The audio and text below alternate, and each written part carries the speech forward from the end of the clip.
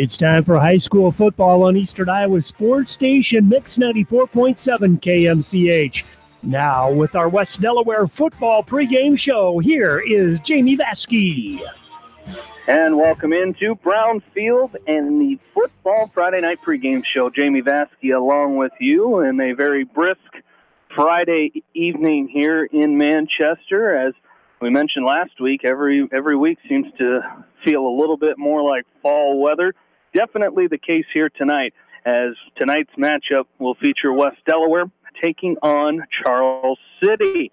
As West Delaware, they come in at 3-4 on the season, 0-3 in district play after last week's 28-13 loss to Decorah, as the Hawks had been to the playoffs for 10 consecutive seasons coming into this year. They will not be participating in the playoffs this year, but they have been to the playoffs 23 times with a state title in 1991.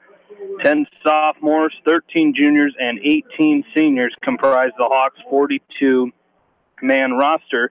For head coach Doug Winkowich in his 15th season here at West Delaware, where he has compiled a 119-41 record, and has led the Hawks to 11 playoff appearances and a runner-up finish in 2005. It's his 24th year overall as a head coach. He has a 158-83 career mark, as he spent 9 years at Garner-Hayfield before coming to West Delaware, and is a graduate of Allison High School and Westmar College in Lamar's. As his assistant coaches are Corey Coates, Luke Emslin, Brad Wibena, Bill Lester, Brandon Domeyer, Mark Becker, Brian Klaus, Bob Morris, John Warden, and Jesse Pop. Charles City comes in here with a 4-3 record, 1-2 in district play after last week's 38-13 loss to Independence, as the Comets have made 7 playoff appearances, with their last appearance coming in 2014, as they have 11 sophomores, 12 juniors, and 15 seniors that make up Charles City's 38-player roster. For head coach Darren Bolin, in his 6th season at Charles City, has a record of 19-34, and directed the Comets to the playoffs in 2014. He played football at Wartburg College, and he was on the Charles City coaching staff for 15 years before becoming the head football coach. His assistant coaches are Brian Bolin, Bob Cloverdance, Mark Sindlinger, Mike Jung, Jim Lundberg, and Andrew Christensen. Last few meetings between these teams have all gone to the Hawks, the last 4 dating back to 2010. The Hawks won the last one in 2015 in Manchester, 41-20. Last meeting in Charles City was in October 3rd, 2014, where the Hawks won 20-14. You and I were there. That was a great game up in Charles City. And the time before that was 2011. The Hawks won 21-0. And the last game in Manchester before that was 2010, where the Hawks won 28-7. We're going to take a timeout, come back. John Swisher will stop in with West Delaware head football coach Doug Winkowich, as you're listening to the Football Friday Night pregame show right here on Mix 94.7 KMCH. Tonight's a great time to try the new stuffed crust pizza at Pizza Ranch. Have one delivered while you're listening to the game, grab one for carryout, or enjoy the Pizza Ranch buffet.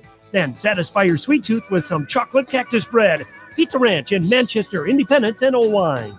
Contact me, Chad Frazier, at BC Land Services in Earlville for all your maintenance projects such as tree removal and trimming, small dirt work projects, lawn seeding, and more. BC Land Services is fully insured and licensed. Contact me at 563-590-8074 or on Facebook. And best of luck to all area athletes and coaches.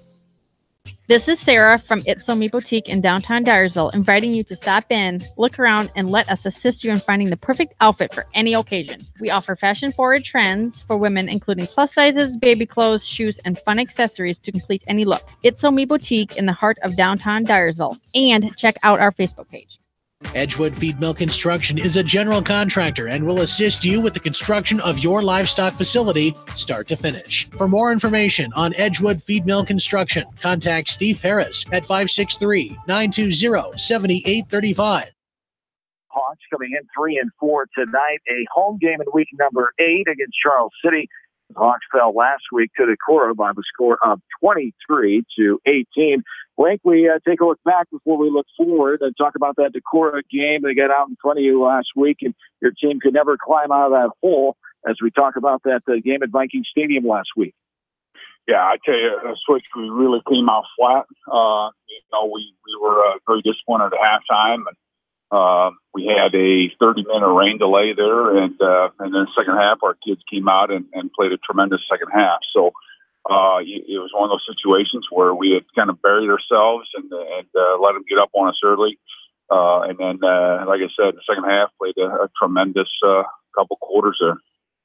As we talked about last week, the pride factor, especially the seniors going out and giving it all, the effort, as long as that's there, trying to stay positive. Those are the things right now you're trying to do with your football team. That's it. I mean, we've talked a lot about it. There's certain things that we can control and certain things we can't. And our attitude and effort are two things that we have control of. And, we just need to really focus on these next 2 weeks of playing as hard as we can and kind of, trying to just finish here with as much pride as we possibly can. And like we told the kids this week, it's a situation where, of course, we're disappointed, but you know what? We didn't make the playoffs. You got to move on. You got to get over it. It's not the end of the world. And I feel like we're ready to play tonight, and it's going to be a much better showing for us. Been dealing with those injuries the last few weeks, and a couple of your young men have undergone those surgeries this week, and we wish them the best, as you do. Absolutely. And then, of course, you throw those things in the mix too here, and that, emotional week. Caleb Curley had his collarbone fixed on Wednesday, and Ben Ridenauer had his ACL fixed on Thursday. And, we're certainly praying for those guys and want to wish them the best. Absolutely.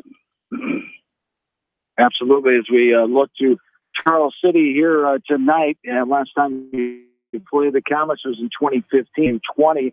As they come in with a record of 4-3, they've lost their last two. And Decorah Independence, what do you see in this year's Comets? Well, they're bringing us something new this year, or something that we hadn't seen. At least, they're running a lot of options, and they've got a tremendous young fullback that is doing a great job. They're very dangerous as far as the triple option. They don't throw the ball a lot, but they run the ball extremely well. I think they're a pretty physical team, and we're going to have to play really disciplined defense and make sure that we're taking care of all three phases of that option.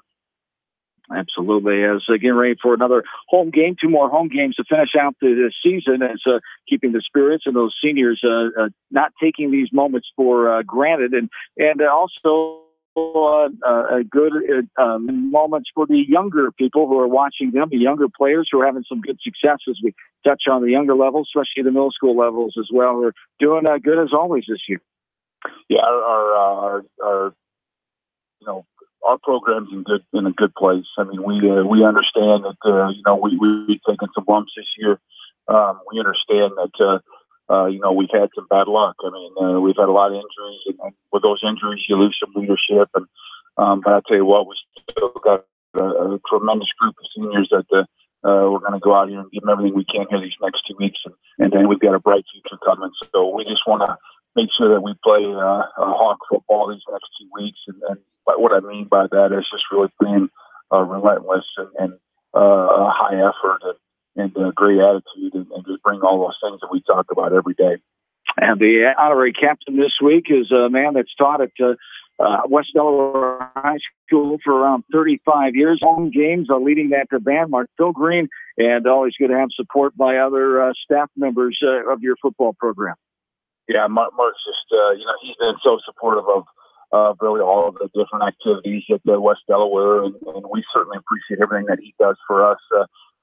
Having the band ready and the drum line is just always one of my favorite things about the West Delaware traditions, and we really appreciate everything Mark's done for us. Absolutely. All right, good luck tonight against the Comets. We'll talk to you one more time next week. Thanks for your time, as always. Yep, thank you, Trish. You betcha. Doug Winkowitz, head coach of West Delaware Hawks. More of the pregame show after this right here from KMCH Sports. For the best selection of Chevy, Buick, and GMCs in the area, see Bob Stephen Motors in Manchester. We offer straightforward pricing and carry a low overhead, so we can pass those savings on to you. We also take care of you after the sale and offer a state-of-the-art service department with ASE trained technicians. For a full list of our inventory, visit us on the web at bobstephenmotors.com. When it comes to financial planning, most financial companies focus on your income. At Northwestern Mutual, we focus on your outcome. It takes the right financial partner who cares as much about your future as you do, building a financial plan to meet your life's priorities and helping you achieve the financial security you're after. Focus on your financial outcome with Northwestern Mutual. Contact me, Mitch Payton, or Matt Schulte today. You and Northwestern Mutual, stronger together. American Trust and Savings Bank wishes all area athletes and coaching staff continued success. American Trust and Savings Bank with locations in Dyersville, Farley, Dubuque, and Des Moines. Simply better banking. Check them out at americantrust.com. Member FDIC, equal housing lender. Sight and good vision is very easy to take for granted until it is taken away. Advanced Eye Care Associates of Eastern Iowa is here to help you. Advanced Eye Care Associates of Eastern Iowa, located at 225 West Main Street in Manchester and 1113 West 3rd Street in Vinton. And welcome back into the Football Friday Night pregame show here on KMCH. Jamie Vaskey back along with you, and joining me is the voice you just heard with West Delaware head coach Doug Winkowich, as sports director John Swisher joins me. Swish, another busy week for high school athletics at West Delaware, per se, as conference meets and tournaments and all that stuff getting underway, and concluding this week with the volleyball, of course, Monday, and then last night. And then also last night was the WAMAC cross-country meet as down in South Tama. So a very busy week. I know you had the call of the volleyball matches last night, and a busy week, probably not the way some of the teams would have liked to finish, but this is that kind of that time of year where you get through these last little learning curves and get ready for the postseason. Indeed, Jamie. We start off the week taking that long trip in Clear Creek Amana High School. The Hawks went 3-0 with wins over Central DeWitt, South Tama, and Clear Creek Amana, and then came back on Thursday night last night with the one win over Solon by the score of 2-0, and then lost to Center Point Urbana too. Kind of a surprise there. CPU, very good program though. They played well. They are the third-ranked team in Class 3A, upsetting the Hawks, the ninth-ranked in 4A. That first win was head coach Brett Mather's 800th career win in 25 seasons of coaching varsity volleyball. You go back to 1993 when he spent 2 years at Wellsburg Steamboat Rock.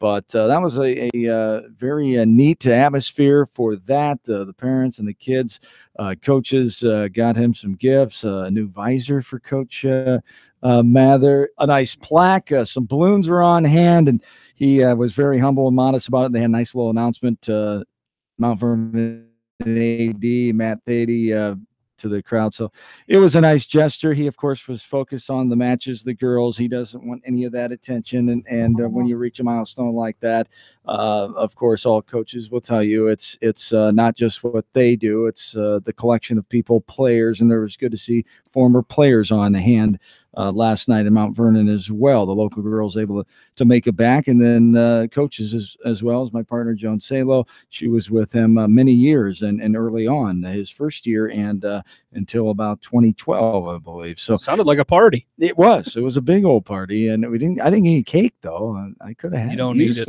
I could have used some cake. Yeah, I'm not sure you needed it. Thank you. But West Delaware volleyball closing out the regular season at 31-10 as 30 wins for the 30-plus wins for the 15th time in 16 years, 15th in the program since 2003. So success there, of course, and now they will open up their postseason at home on the 23rd of October inside Seedorf Gymnasium. As Jamie talked about, West Delaware cross country took place at Tama on South Tama's campus last night.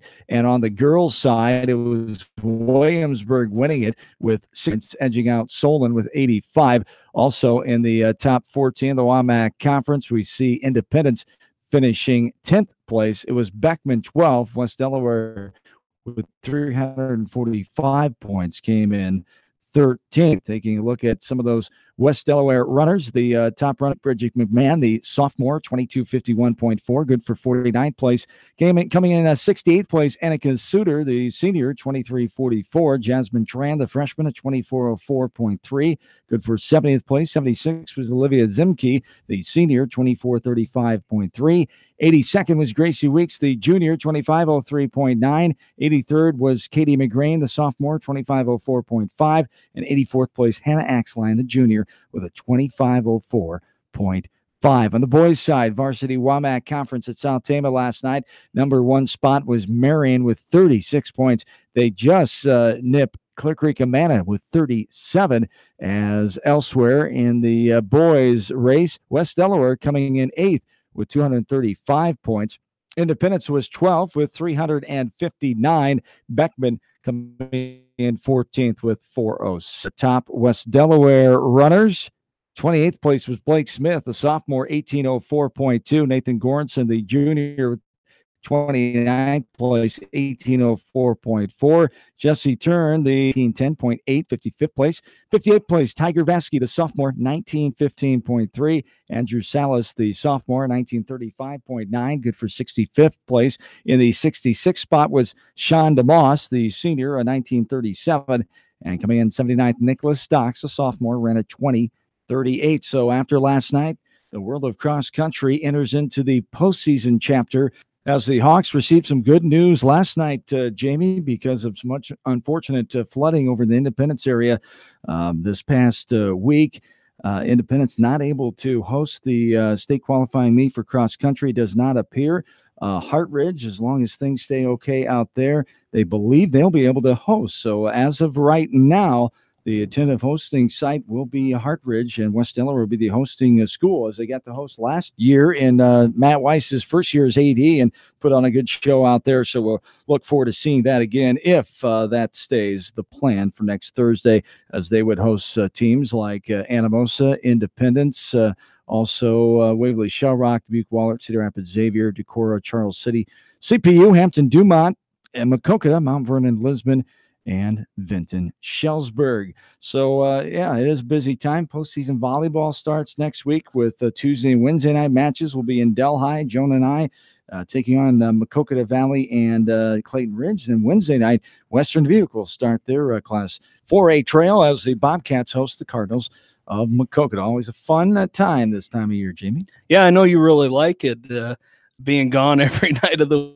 week, doing and of course football postseason getting underway in a couple weeks as well. Well, our area online game of the week tonight is Independence and Waverly Shell Rock. Of course, we're getting a little help from one of our sister stations in Charles City, as Kelly will be doing the play-by-play of that game. A lot of postseason implications on the line with that game tonight. Absolutely. As Independence trying to get back to the postseason, Waverly Shell Rock, pretty powerful perennial playoff contender, and it'll be interesting. You've seen both of those teams already. I have. Jamie, what do you think about the head-to-head matchup as Independence gets to host? Well, you know, I think with that team, you know, Independence is, you know, a couple weeks before Waverly Shell Rock, or a week before Waverly Shell Rock beat the Hawks here in Manchester for homecoming.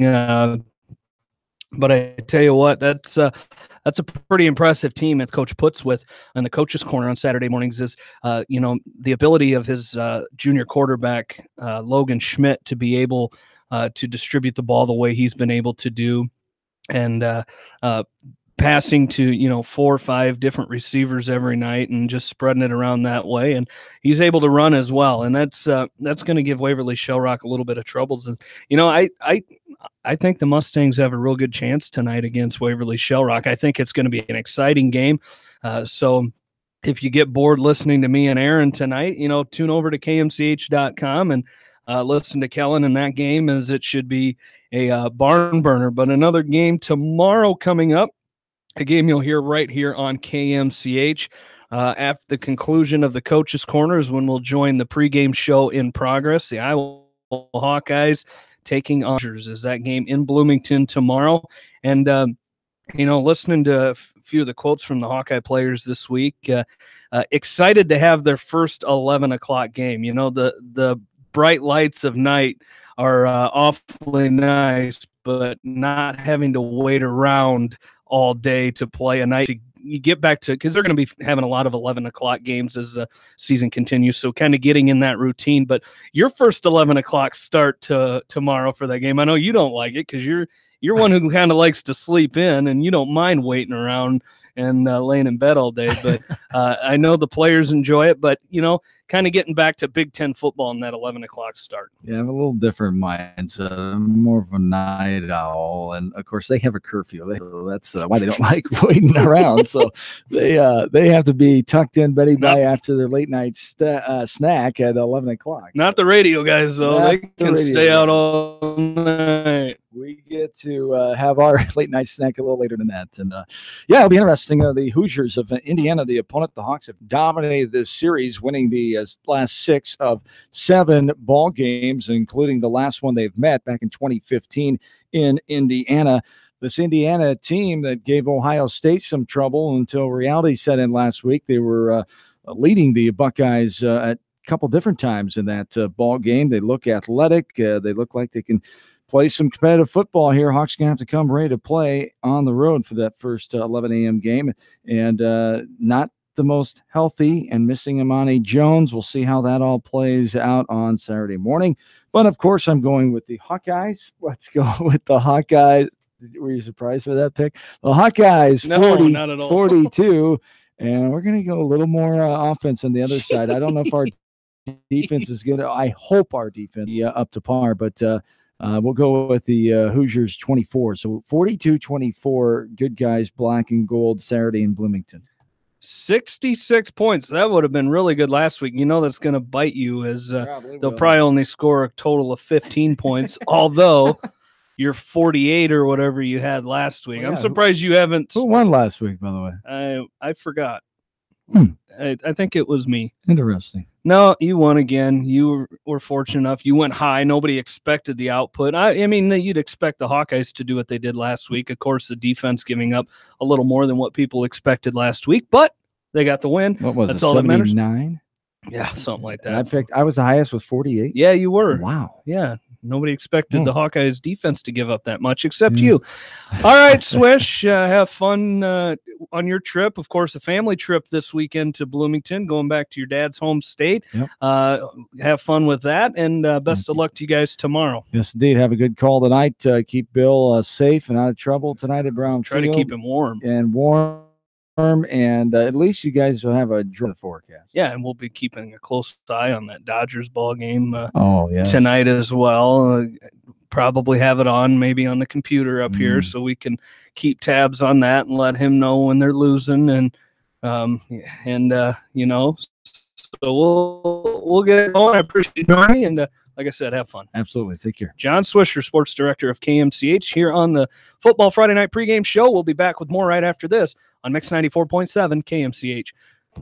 Delhi Lumber has products for every home and every budget. Delhi Lumber carries Midland doors, which are one of the best values around. You can see Midland doors today or call Delhi Lumber at 563-922-2404 for more information. Your Midland overhead door dealer, Delhi Lumber. Big town quality with small town service. This is Dr. Tim Collier from Dental Associates of Manchester. We take pride in the environment we provide our patients with a caring attitude and unsurpassed comfort. For the kind, compassionate, and competent dental care you deserve, call us at 927-GRIN. Dental Associates of Manchester, creating healthy smiles for life. Jay's Auto Supercenter in Manchester has quality pre-owned vehicles, great financing options, a full-service department, body shop, and detailed full line of vehicles online at jsautosales.net. That's Jay's Auto. Customer satisfaction is our #1 priority. Jay's Auto! This is Jamie Vasky from Don & Walt LLC, your independent Lennox dealer in Manchester. For residential or commercial plumbing, cooling, and heating needs, and top-quality Lennox furnaces and air conditioners, see Don & Walt LLC on East Main Street, Manchester, or call 927-2232. Eastern Iowa's sports station, Mix 94.7 KMCH. Back into Brownfield as the Football Friday Night pregame show rolls on here as we take a look at rankings and other games this week. We start with our area games. Of course, our area online game of the week tonight is Waverly Shell Rock at Independence. Kellen Havik in from our sister station, KCHA, covering that game tonight. We wish him the best of luck as he will be out braving the elements tonight, broadcasting that game. Tonight, Western Dubuque, they're ranked tied for 9th this week by the Gazette KGYM polls as they're hosting Marion. Monticello hosting Owine. Anamosa welcomes in Waukon tonight. Beckman travels to North Cedar. Cascade is at West Branch. North Lynn hosting East Marshall. Edco hosting MFL Marmac. Maquoketa Valley is at Alburnett. And East Buchanan is at Wapsie Valley. Rankings this week in Class 4A. Top 3 remain the same. West Des Moines Valley, Ankeny Centennial, and Cedar Falls. In Class 3A, a little shift at the top with the loss of Pella last week. Cedar Rapids Xavier, number 1. Lewis Central, 2. North Scott, number 3. As we mentioned, Western Dubuque tied for 9th. In Class 2A, the top 3 remain the same. PCM Monroe, Boyden Hall, Rock Valley, and Algona. In Class 1A, all the same at the top as well. Dyke New Hartford, West Sioux, and Van Meter. In Class A, Hudson, your number 1 team. Algona Garrigan, 2nd, and Avoca AHSTW is 3. Edco moves up 2 spots to number 8. And an 8 player Arweeva is 1. Northwood Kensett is 2. And Iowa Valley is 3. District standings in Class 3A, District 3. Independence, it sits atop, tied with Decorah with a 3-0 district record. Of course, Independence taking on Waverly Shell Rock, who is 2-1 in the district. Charles City is 1-2. West Delaware and Waterloo East both 0-3 in district play. In Class 3A, District 4, Western Dubuque, with their first district loss last week to top-ranked Xavier. They are 2-1. Xavier and Marion are 3-0. Center Point Urbana is 1-2, and Maquoketa and Dubuque Wahlert both 0-3 in district play. Class 2A, District 4. Waukon leads that district with a 3-0 record. North Fayette Valley, Waterloo Columbus, and Monticello all 2-1 in the district. Anamosa and Owine are 0-3 in district play. Class 1A, District 4, Cascade and Bellevue tied atop that district with 3-0 district records. West Branch is third with a 2-1 record, and Beckman is 1-2. North Cedar and Northeast Goose Lake both 0-3. Class 1A, District 6. Dyke New Hartford and Regina sit atop the district with 3-0 records.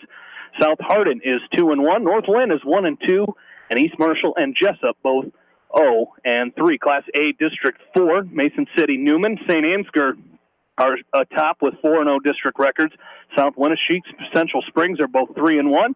Postville's 1-4. Nashua Plainfield 0-4. And Starmont, again, forfeiting the remainder of their season, are 0-5. And in Class A, District 5, Edco leads that district with a 3-0 record in district play, 6-1 overall. They host MFL Marmac tonight, who is tied for second with Clayton Ridge. They both have 2-1 records. Alburnett is 1-2 in district play. Maquoketa Valley is 1-2, and Lisbon is 0-3. And in Class A, District 7, Hudson is 4-0 in the district. They lead. Grundy Center is 3-1. North Tama is 4-1. Wapsie Valley and East Buchanan, they play tonight. They're both 2-2 in district play. A big game tonight in Fairbank. And BCLUW 0-4. GMG Garwin is 0-5. We'll take a short break, come back with our starting lineups. Right after this, you're listening to the Football Friday Night pregame show from KMCH Sports. Family fun and great food await you at Lightning Lanes Family Center and Captain and Tennille's Sports Bar. Come out for a fun night of bowling or watch the big game on their 10-foot HD big screen. And of course, great food and your favorite beverages. Lightning Lanes Family Center and Captain and Tennille's Sports Bar on East Main in Manchester. Farmers Savings Bank proudly supports all area athletes and their coaching staff. For all your banking needs, visit them in Colesburg, Elkport Garber, Strawberry Point, Arlington, and Aurora, or online at farmersavingsbank.com. Member FDIC. Steve Moyle Masonry, a family-owned commercial masonry contractor based in Manchester. Quality is what we're about. Visit us online at smoylemasonry.com. Viafield is your headquarters for all your seed, chemical, and fertilizer needs. They have professional service and quality products needed to bring the best crop to market. Viafield, providing growth opportunity for 18 locations across northern Iowa and southern Minnesota. The Eastern Iowa Shopping News and the Dyersville the hard work and dedication of all area athletes. Check out the weekly sports section in the commercial for scores and information. The Eastern Iowa Shopping News and Dyersville Commercial, supporting your communities. Eastern Iowa's variety station, Mix 94.7 KMCH. Back into Brownfield, Jamie Vasky along with you once again as we take a look at the starting lineups for tonight's game. Offensively for the Hawks, up front, Bryce Tucker, Kieran Monahan, Tyler Langle, Mitch Krogman, and Carson Petlin. Receivers are Mitchell Mangold, Gavin Soppe, Logan Wynn. The fullback is Jordan Brees. Tailback is Cale Meyer, and quarterback is senior Nick Casey. Defensively for Charles City, up front, defensively for the Comets is Ben Schwickerath, Jace Seithamel, Dylan Bilhars, Dan Jacobs, and Ryan Zuspin. Linebackers, Alec Ellsburn is the end. I was reading their offense. The up front is Alec Ellsburn, Jace Seithamel, Dan Jacobs, and Wyatt Stevenson. The linebackers are Dylan Korish, Ryan Zuspin, and Kelly Ward. The corners are Jeremiah Chapman and Marcus Cranshaw, and the safeties are Carter Profit and Alex Stout. Up front, offensively for the Comets tonight, Ben Schwickerath, Jace Seithamel, Dylan Bilhars, Dan Jacobs, and Ryan Zuspin. The receivers are Alec Ellsburn, Jeremiah Chapman, Kelly Ward, Dylan Korish. The running back is Trevor Heights, and quarterback is Marcus Cranshaw. And defensively for West Delaware, up front is Jordan Brees, Adam Andrig, Carson Petlin, and Kieran Monahan. Linebackers are Joe Burke, Cody Wenger, Cale Rempe. The corners are Logan Wynn and Gavin Soppe. Free safety is Sam Leckie, and the strong safety tonight for the Hawks is Jared Voss. As we will take another short break, we're just about ready for our national anthem. We'll come back and talk to Bill Logan in just a minute as you're listening to the Football Friday Night pregame show right here on Mix 94.7 KMCH. For fan food, not fast food, visit your after-the-game headquarters, Manchester Dairy Queen. It's quick, it's easy, your family will love it. Manchester Dairy Queen.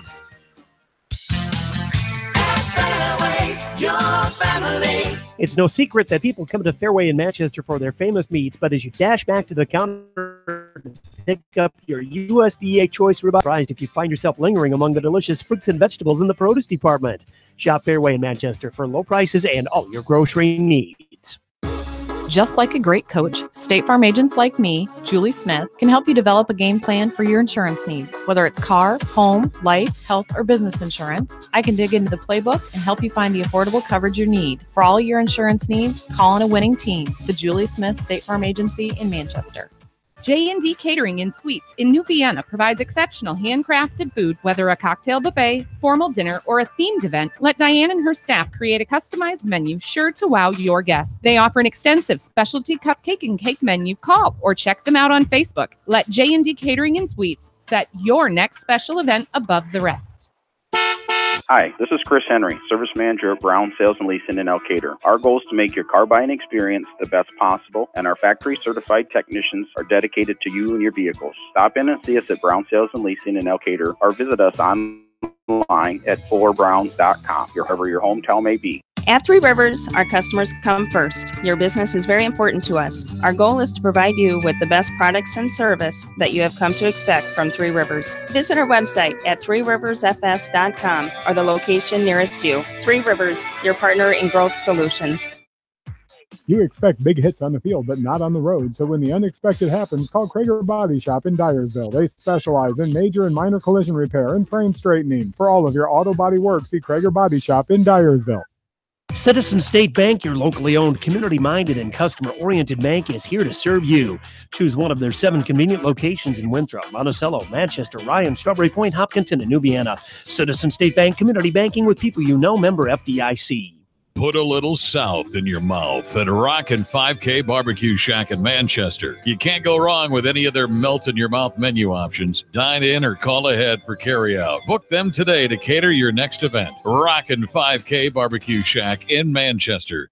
This is Jamie Vasky, the voice of the West Delaware Hawks, and I've had the chance to review the Good Neighbor Society's playbook, and I got to tell you, they are friends in your neighborhood, designing plays to get you home fast. If you need help getting back in the game, contact the Good Neighbor Society Rehab to Home team at 563-927-3907. The Edgewood Reminder is proud to support all the area teams in athletic action and appreciates their efforts in the classroom and during sports. Check out all the sports photos in each week's issue of the Edgewood Reminder. Eastern Iowa's variety station, Mix 94.7 KMCH. Back into Brownfield as the Football Friday Night pregame show rolls on here as Aaron Plain joins me now. And Aaron, of course, you with the on the disabled list last week a little bit as coming back. You look good. I shouldn't say that. You look better than it looks like you did last week. But I tell you what, this Hawk team, of course, with their loss last week, to try to right the ship here. You've got 2 more games. Try to get things back in order and finish on a high note. Yeah, and we talked about it a little bit, Jamie, about how you're playing for pride, and fortunately for these seniors, they get to play their last 2 games on Brown Field here against Charles City, and then next week against Waterloo East. But that's what you're playing for now. You want to go out with a bang here and put on 2 good performances to finish up the year, and hopefully come out with victories and finish the year above 500. Of course, we're going to have interest with Bill Logan on the sideline tonight as West Delaware sideline man Bill Logan, as his Dodgers are playing in the National League Championship Series, as that's underway tonight as they're in the bottom of the first inning in that game. So we will, of course, keep Bill updated on that game throughout the night. Well, that is going to do it for the Football Friday Night pregame show. We're going to have our national anthem. We'll come back for the start of our game right after this. You've been listening to the Football Friday Night pregame show right here on Mix 94.7 KMCH. TriVet Associates is a mixed animal veterinary clinic with offices in Farley, Dyersville, and Holy Cross. Our 8 doctors serve the Dubuque, Manchester, Guttenberg, and Cascade areas and provide veterinary services to both large and small animals. For more information, find us on Facebook or visit our website, trivetinc.com. High-Tech Communications is your local service provider for telephone systems, fire detection, audio, video, security and surveillance systems, wiring, and more. High-Tech has decades of experience in the industry. Contact High-Tech at 563-927-4936, online at hightechcommunications.us. High-Tech Communications, changing your world with technology. West Bend's home and highway policy provides you with one policy, one bill, one deductible, and one agent, all with no hassle and a portion of your annual premium back in cash if you don't have a claim. To find out more, contact your local West Bend agent, Eric Smith, at Parrott Insurance in Manchester at 927-2791. Are you looking for great food and a unique atmosphere? Then make Okoboji Grill your next lunch or dinner destination, or enjoy 2-for-1 happy hour every Monday through Thursday from 4 until 6 p.m. That's Okoboji Grill, 1749 Golf Course Boulevard in Independence. Okoboji Grill, where good friends meet. Whether a door needs replaced or building a new home, let S&R Construction of Masonville take care of you. S&R Construction is the expert in home improvement projects, gutters, siding, garages, remodeling, new home construction, and more. Call Steve Petland today at 319-361-0638 for a free quote. Are you an athlete or physically active in your free time? Even active people can have muscle tightness and joint pain or even experience the occasional injury. Regional Medical Center physical therapy treatment and prescribed exercises can help you recover faster, reduce injury, and build strength and stability. Call RMC Therapy Services today so you can get back into action as quick as possible. 563-927-7322. Bolichek's Landing, downtown Delhi. Open 7 days a week. Friday night buffet, Saturday night prime rib, and enjoy breakfast every Sunday from 9 to noon. Bolichek's proudly supports all area athletes and coaches. Leonard Muller Funeral Home and Crematory wishes all the best to the athletes and appreciates their hard work and scholastic efforts throughout the year. For personal, caring service, Leonard Muller Funeral Home and Crematory in Manchester, Edgewood, and Strawberry Point. Hey KMCH listeners, GMB is proud to support our area athletes and help bring the sport to you. The GMB Bank team reminds you whatever your financial goals, we're here to help you reach them. Stop by our Manchester location or visit us online at gnbbank.com. Member FDIC.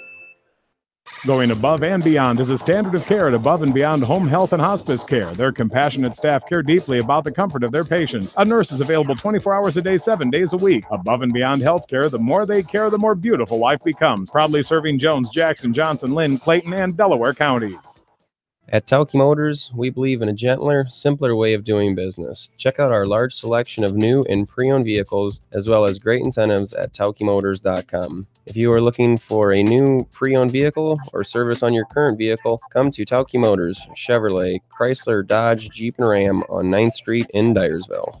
At Dupaco Community Credit Union, we know debt happens. A debt checkup from Dupaco ensures it's not costing you more than it should. With historic low interest rates, now is the time to bring your loans to Dupaco. Contact us at 563-927-6187 or visit dupaco.com.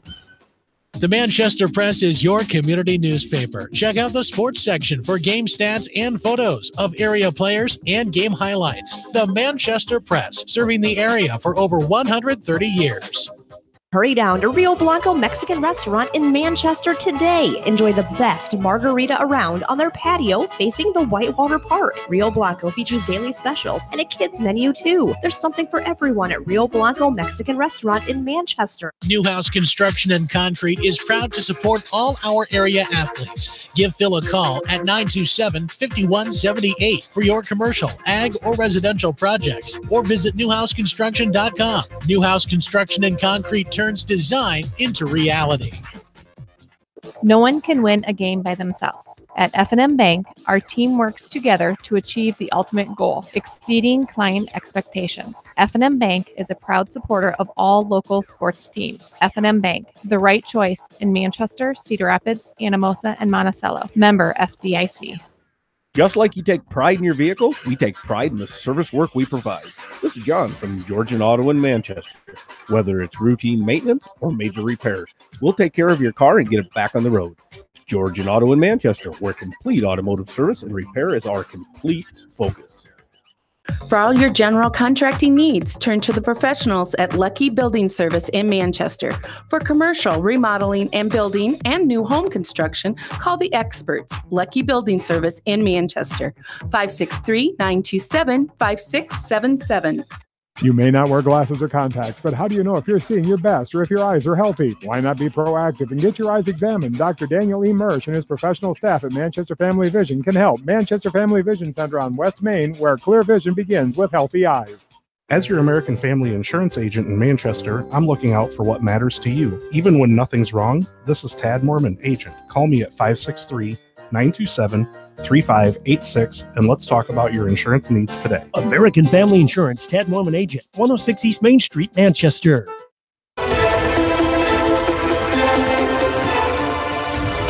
West Delaware football. This is West Delaware football on Eastern Iowa's high school sports play-by-play leader. Hawks football from KMCH Sports is brought to you by the KMCH Sports Boosters. Now, with all the action, here's Bill Logan, Aaron Plain, and Jamie Vasky. West Delaware football is on the air from beautiful and historic Brown Field in Manchester, where tonight it's the West Delaware Hawks and the Charles City Comets. Good evening, everybody, along with Aaron Pauline and Bill Logan. This is Jamie Vasky as we welcome on Bill Logan real quick as this game about to kick off. Bill, Aaron, and I mentioned in the pregame, you got to come out here and try to finish this last two games on a high note. Well, they do, and that's what they talked about mostly in the locker room. Just, hey, guys, things always don't go the way, you plan on them, and fight through a little adversity and come out of this Brown Field and come out and make some memories here tonight and prove to Charles City they think they can win this game and prove to them that they can't. So just come out here with a chip on your shoulder and play like it. Stressful night for you as you've got the Hawks on the football field, the Dodgers on the baseball diamond tonight. They are currently not losing. They're also not winning right now. So best of luck to you tonight, buddy. Give a little bit, and we'll see. Good luck tonight, guys. Yep, you too. Bill Logan down on the West Delaware sideline tonight and every night for West Delaware football as Gavin Soppe and Cross Underwood will be deep to receive this kick.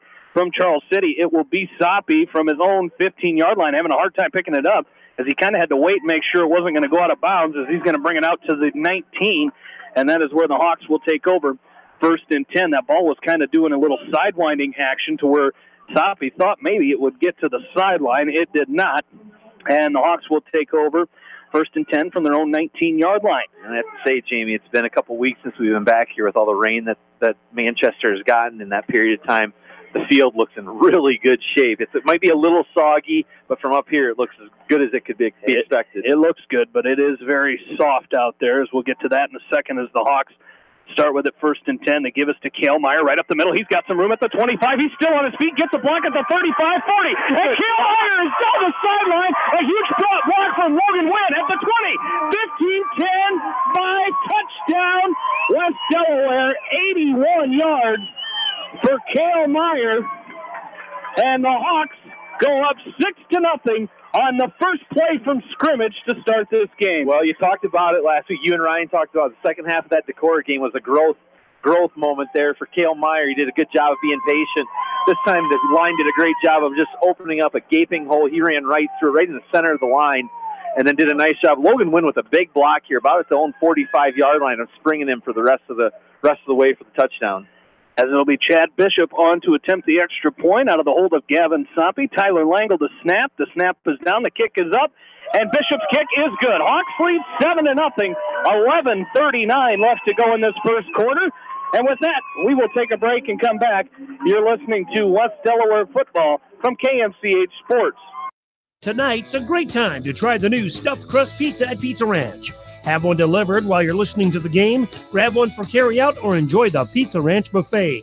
Then satisfy your sweet tooth with some chocolate cactus bread. Pizza Ranch in Manchester, Independence, and Owine.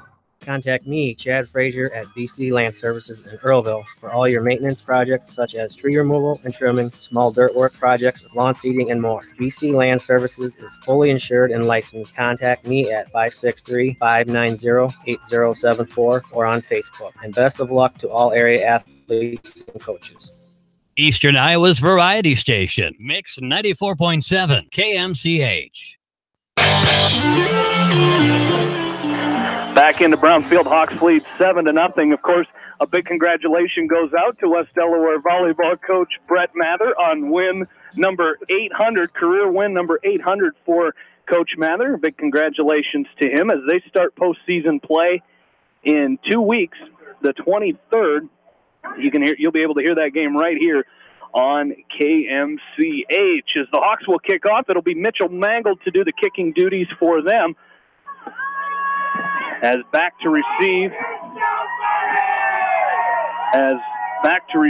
for the Comets. We'll try to get the number here. It's going to be number 4. This will be Jeremiah Chapman.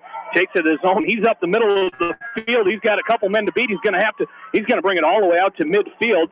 It's going to be Mangold who makes the stop, but a huge return for Chapman.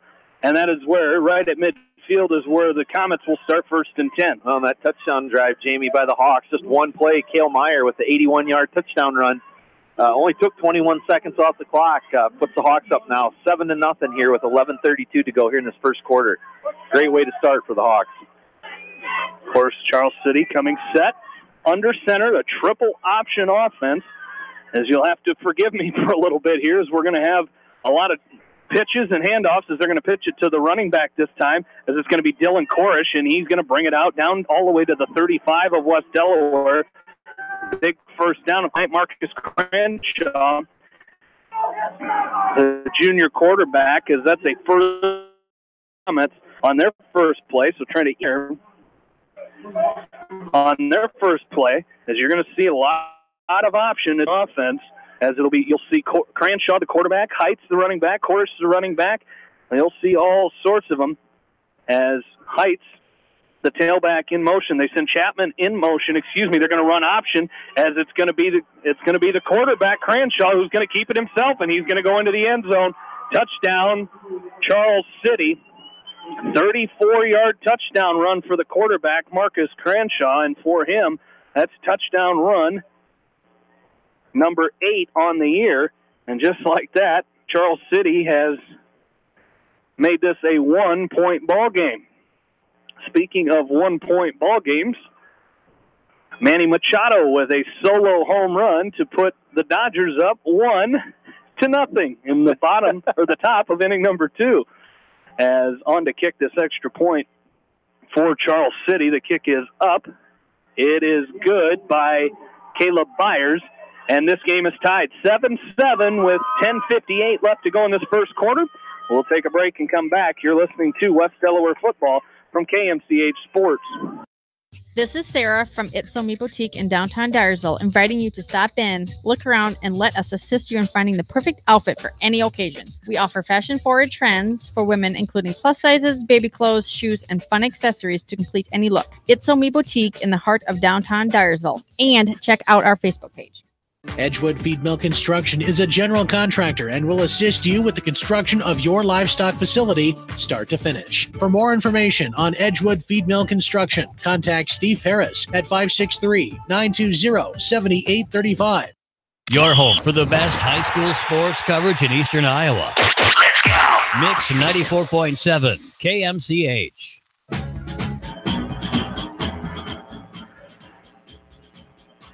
My egg timer has not even, the drive went so fast, it hasn't even gone through the 3 minutes yet, is how fast these first two drives have gone for these two teams. As we welcome you back into Brown Field. Jamie Vaskey, Aaron Plain, and Bill Logan back with you. Hawks and Charles City Comets tied at 7 with 10:58 left to go in quarter number 1.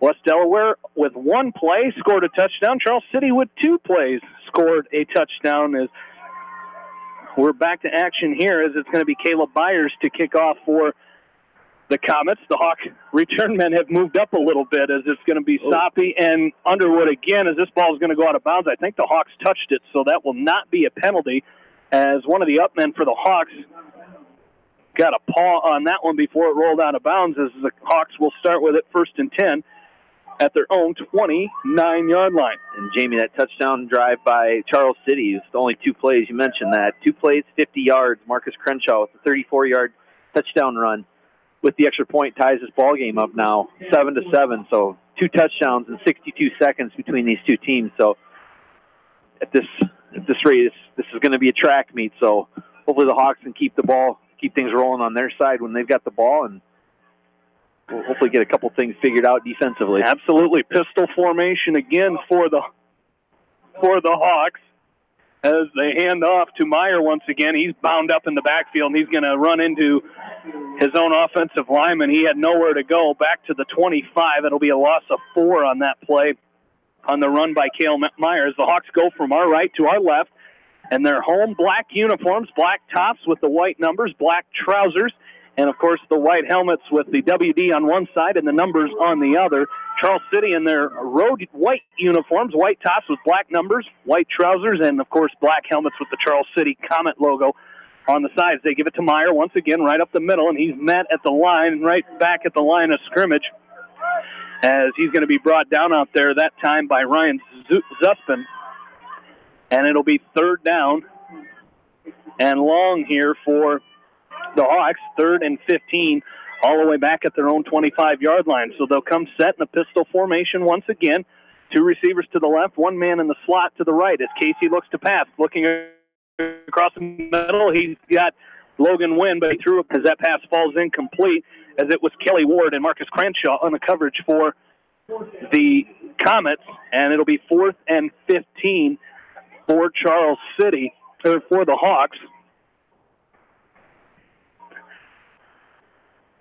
As the Hawks will punt it away. It'll be Ben Pentland doing the punting duties for the Hawks.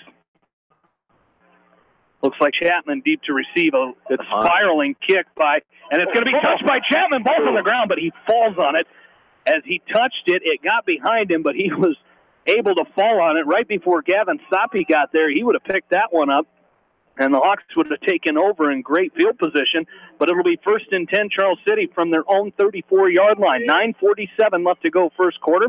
Our ball game tied 7-7. Don't forget, you can go to KMCH.com right now for our area online game of the week. Kellen Havikin from our sister station in Charles City bringing you that game tonight, as it is Independence hosting Waverly Shellrock right now at KMCH.com. Marcus Cranshaw comes under center. The fullback is Trevor Heights, and they're going to give it to Heights up the middle, and he barrels forward. He's going to pick up about 4 or 5 before he runs into a flock of Hawks out there.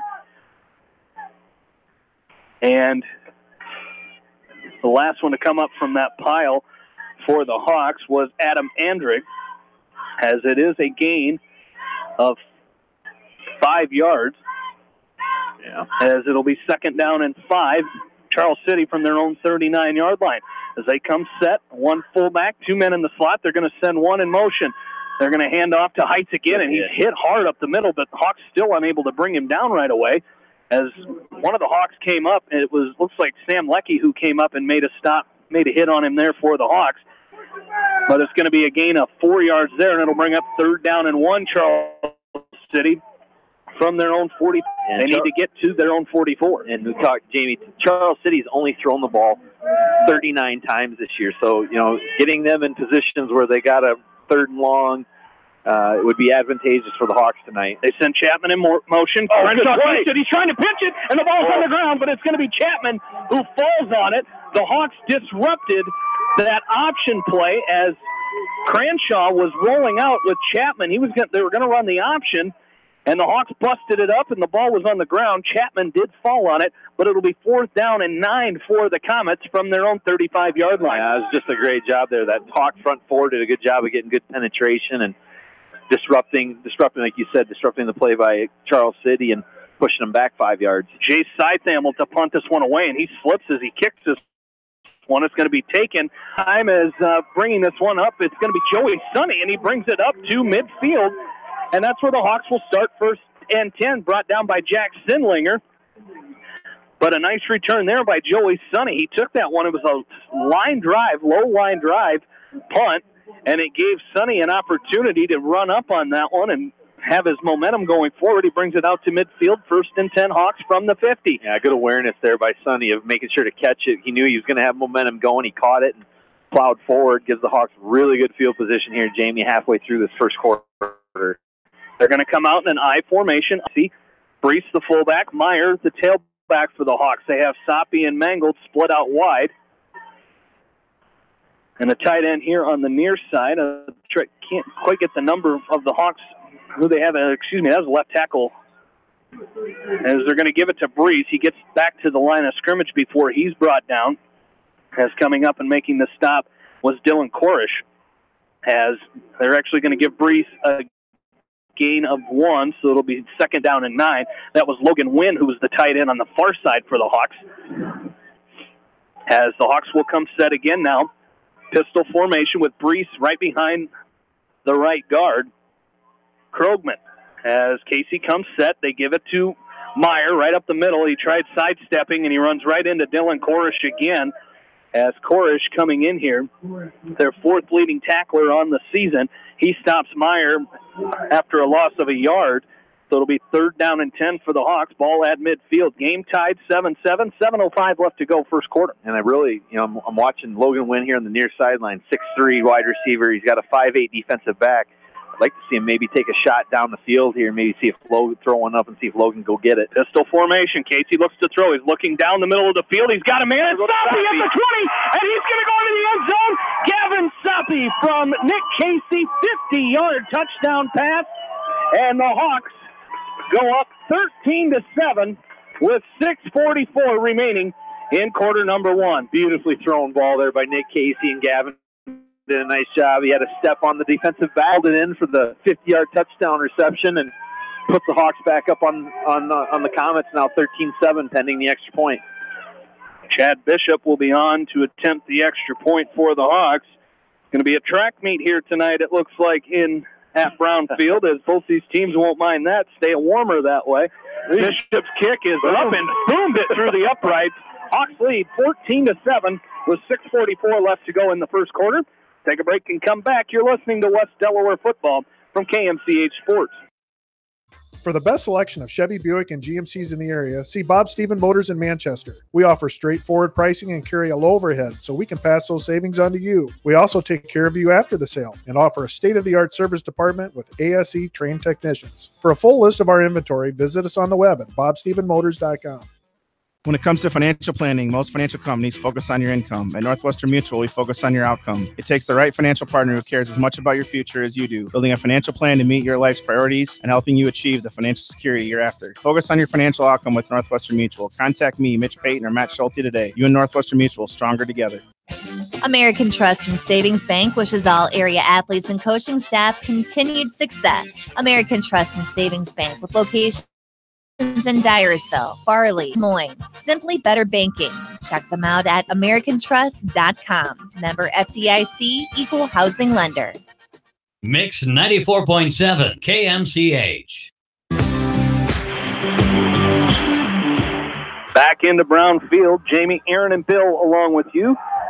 In-studio producer tonight, Ashley Vick, back at the station, KMCH. Hawks lead 14-7, 6:44 left to go first quarter. This is going to be Dylan Korish from his own 15, and he's up the middle, and he's going to bring it out to the 34-yard line.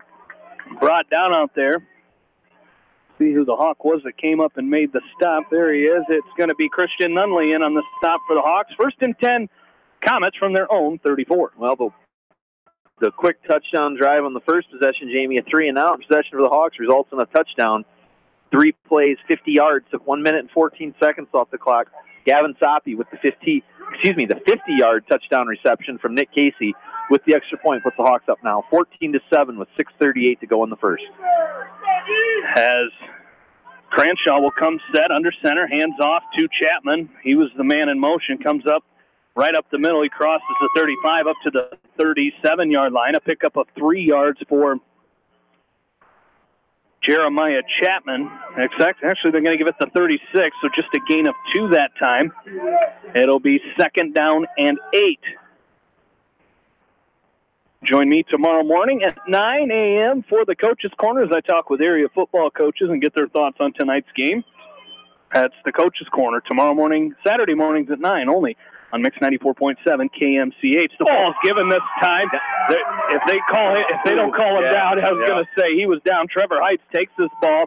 He fumbled it, but he was down before the ball came out to the 40-yard line. That'll be a gain of 4 yards, and it'll bring up 3rd down and 4 for the Comets. Ball at their own 40-yard line.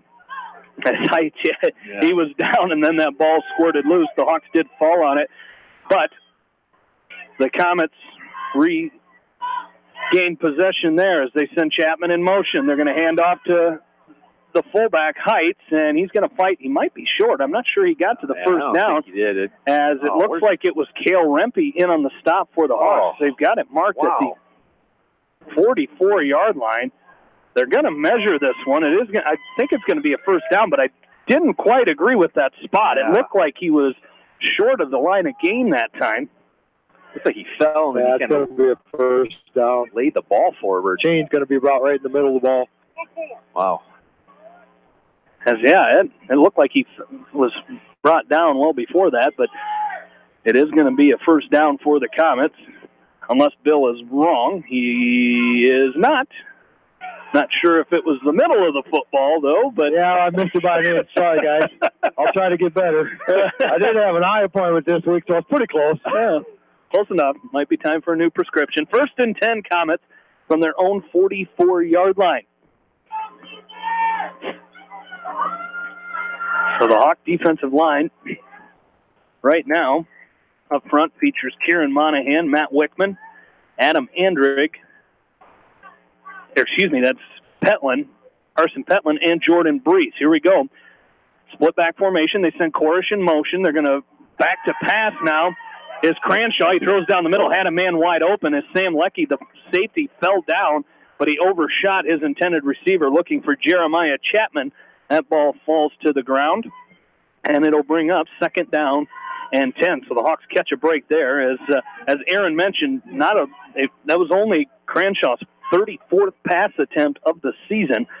So he's 14 of 33, so only 42.4% passing and 114 yards. So they're they're definitely an option offense, and we've seen they can run a big play out of that option as they send Chapman. They're going to pitch to him, left side.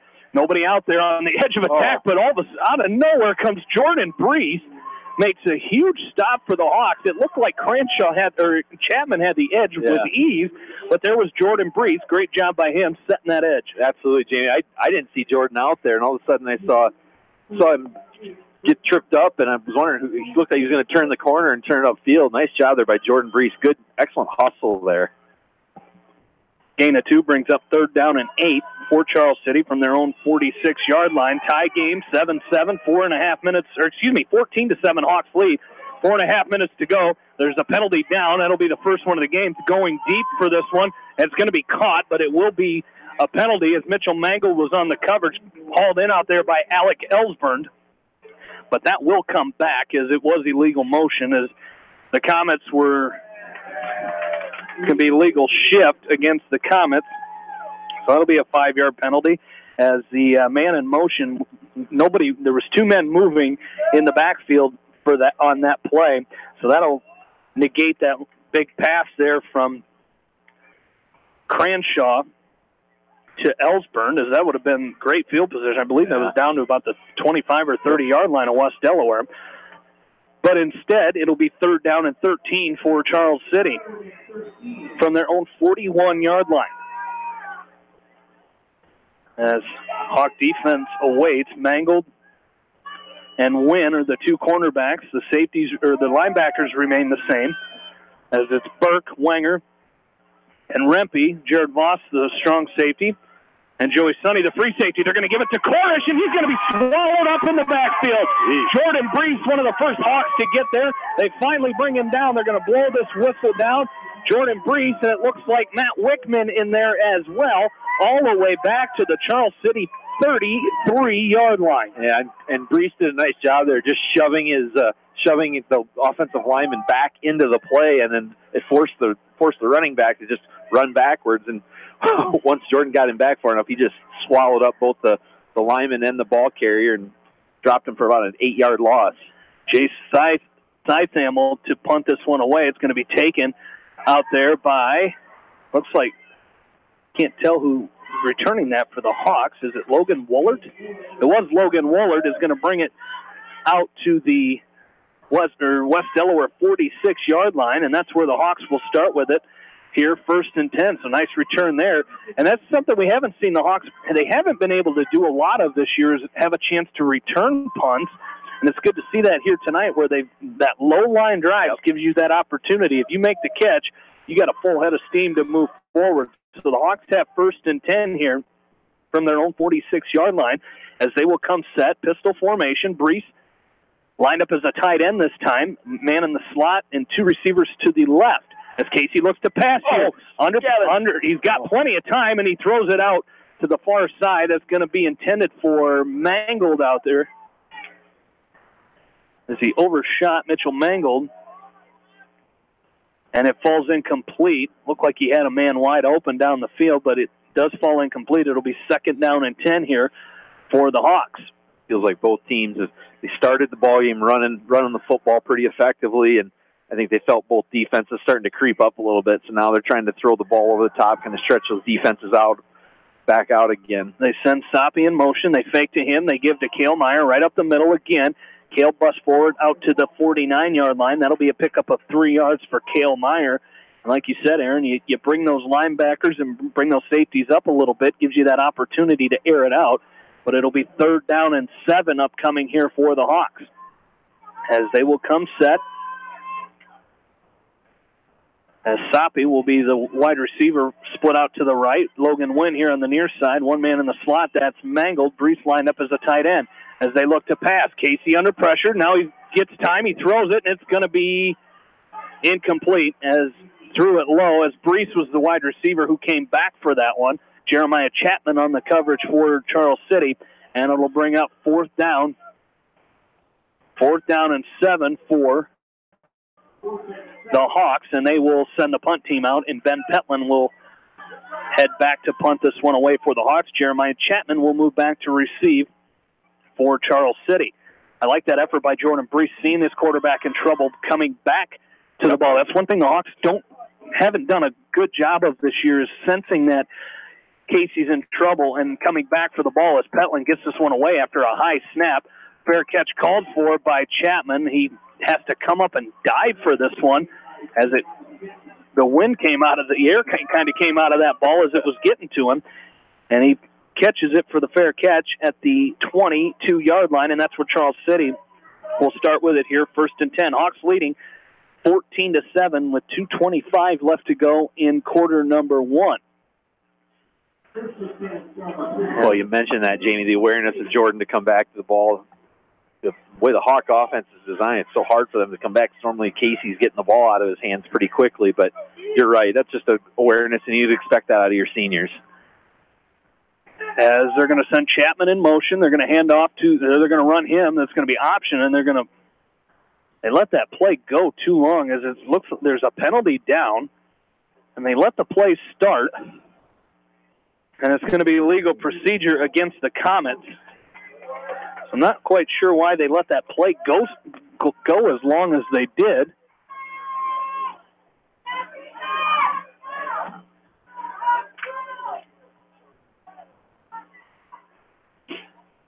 As it'll be 1st down and 15, the second penalty of the ball game for Charles City, both on the offense, as it'll be handed off to the fullback, and he's hit hard up the middle. This is going to be Trevor Heights as he carries forward for a gain of about 3 or 4 yards there. And it'll be a gain of 4. It'll be 2nd down and 11 for the Comets. 2 minutes remaining here in quarter number 1. It'll be 2nd down and a long 11 yards here for Charles City. As under center again is Marcus Cranshaw, junior quarterback. We'll see him again next year as he's going to drop back to pass. He rolls to his left looking. He's under pressure. He throws this one away and incomplete. Almost brought down by one hand over there on that far side by Hawks cornerback Logan Wynn, but it falls incomplete, and it'll be 3rd down and 11. Yeah, nice job of flushing Cranshaw out there, Jamie, and forced him to throw kind of like across his body a little bit, going with the grain. But this is a nice job here. This Hawk defense is kind of settled in after that quick touchdown drive of 2 plays in Charles City's first possession. Hawks defense has done a nice job kind of settling in here a little bit and really stymieing this offense.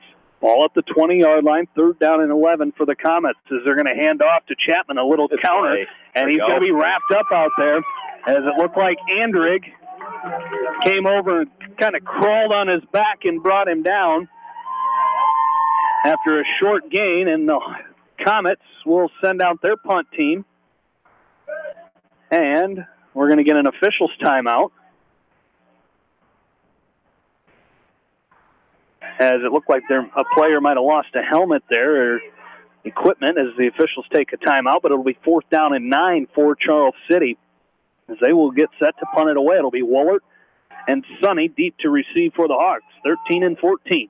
As the punt here by Seithamel is a short one, and it's Sonny again on the run. He's got it at the 40, 35, down to the 30, and he slips up right as he was being brought down out there by Alex Ellsburn, but the Hawks will take over 1st and 10 with great field position at the Charles City 29-yard line. Yeah, and again, you mentioned it, Jamie, and the way Charles City's been punting, it's been those low-line drives, and not only does it allow the Hawks to come up and kind of catch it with the momentum, it just doesn't give Charles City's special teams any time to like set up their defense to bring Sonny down. So it's just kind of one of those things where So nice job there by that Hawk special teams. 2 receivers split out to the right. Meyer in the backfield. They give to him on 1st and 10. He's got a hole. He's down into the 20-yard line. Pickup of about 9 yards for the Hawks that time. Cale Meyer, the sophomore, with a nice run. Hawks leading 14-7 here with 54 seconds remaining in quarter number 1. A chance for a couple more plays now for the Hawks as it's 2nd down and 1. Ball at the Charles City 20. Pistol formation again for the Hawks.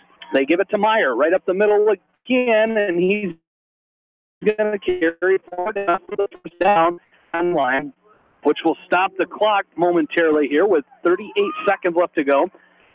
And the Hawks will have a 1st and 10.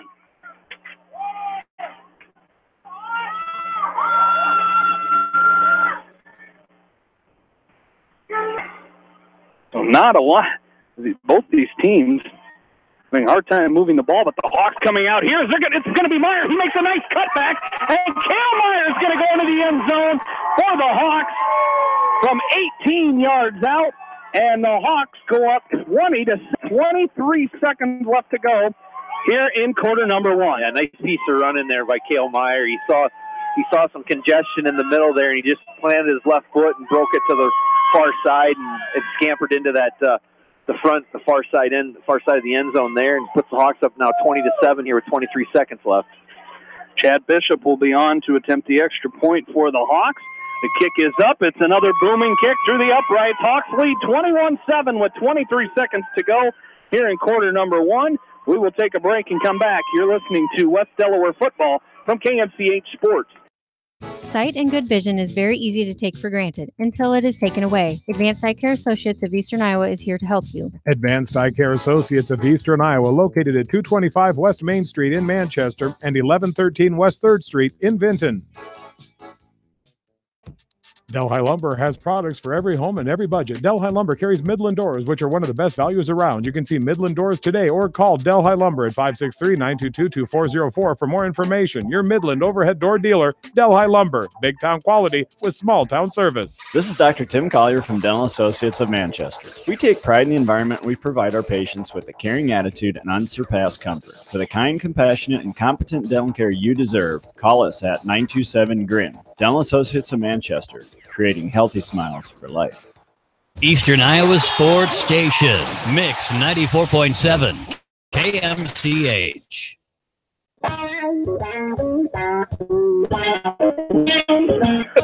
Back in to Brown Field. Hawks leading 21-7. 23 seconds left to go in quarter number one. Mitchell Mangold set to kick off for the Hawks. As his kick is away, it's going to be taken by Dylan Korish at his own 18-yard line. He follows that wedge that's set up, and he brings it out to about the 33, 34-yard line.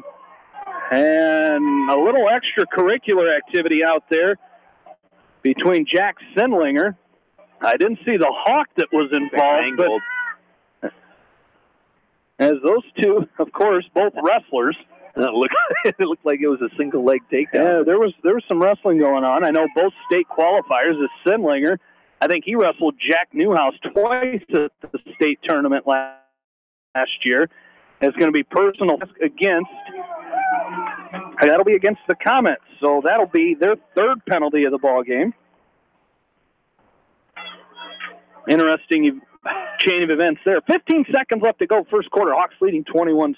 And a touchdown drive, Jamie, by the Hawks. 3 plays, 29 yards after the great punt return. Cale Meyer with the 18-yard touchdown run puts the Hawks up now 21-7 with 15 seconds to go in this first quarter. The Comets will run probably just one more play, I would assume, here, which will send us into quarter number two. As it'll be Marcus Cranshaw under center. They're going to send a man in motion. That was Chapman. They hand off to the fullback, Trevor Heights. He carries forward for a couple. And that will do it for our first quarter. Hawks lead at 21-7. We'll take a short break and come back for the start of the second quarter. Right after this, you're listening to West Delaware football from KMCH Sports. Jay's Auto Supercenter in Manchester has quality pre-owned vehicles, great financing options, a full-service department, body shop, and detail department. See their full line of vehicles online at jsautosales.net. That's Jay's Auto. Customer satisfaction is their #1 priority. Jay's Auto! This is Jamie Vasky from Don & Walt LLC, your independent Lennox dealer in Manchester. For residential or commercial plumbing, cooling, and heating needs, and top-quality Lennox furnaces and air conditioners, see Don & Walt LLC on East Main Street, Manchester, or call 927-2232. Family fun and great food await you at Lightning Lanes Family Center and Captain and Tennille's Sports Bar. Come out for a fun night of bowling or watch the big game on their 10-foot HD big screen. And of course, great food and your favorite beverages. Lightning Lanes Family Center and Captain and Tennille's Sports Bar on East Main in Manchester. Eastern Iowa's variety station, Mix 94.7, KMCH.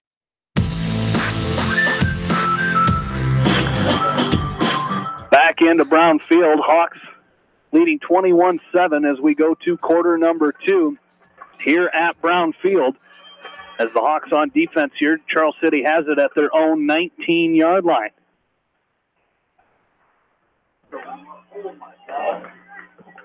As it will be 2nd down and 8 for Charles City. Ball right between the 19 and 20-yard line.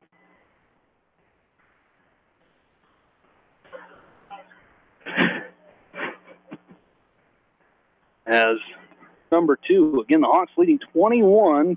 And you take away that first touchdown drive, Jamie, by Charles City, and Hawks defense just did a great job there in that first quarter. You really could see them settling in.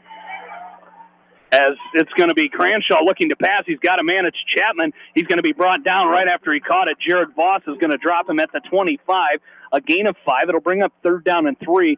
And that's that, you talk about some sophomores coming up here and playing. And Jared Voss is, even though he's a sophomore, he's one of those kids, he's going to lead by example. And that's kind of what the Hawks need here, is just that person to come in here and just lead by example. Don't need to be vocal, but Jared Voss is going to come out. He's going to play hard, and it showed there, coming up with a huge stop at the point of contact there on that pass to Chapman. Cranshaw comes set under center. They're going to send Korish in motion. They're going to hand off to the fullback, and Heights, and he's going to carry forward out to the 34-yard line, and that'll be good for a Charles City first down. 1st and 10 Comets at their own 34-yard line as Andrig will check back into the game. Carson Petlin will check out. Well, and I think you're right. You're absolutely right, Jamie. It's, you want to see the kids hustling, and keep moving like we talked about. Yeah, they might not be making it into the playoffs this year, but you want to still see the effort. You still want to see the hustle, and you're seeing that on both sides of the ball tonight. Cranshaw comes set. He sends Chapman in motion, hands off to Heights again, and he's got some room right up the seam as he's got one man to beat. It's going to be Wynn and Soppy. Wynn dove for the feet. Soppy went high all the way down to the 20-yard line of Charles City. Gain of 36 yards on that play. And it'll be 1st and 10, Charles City down to the West Delaware 21. So their 5th rushing first down.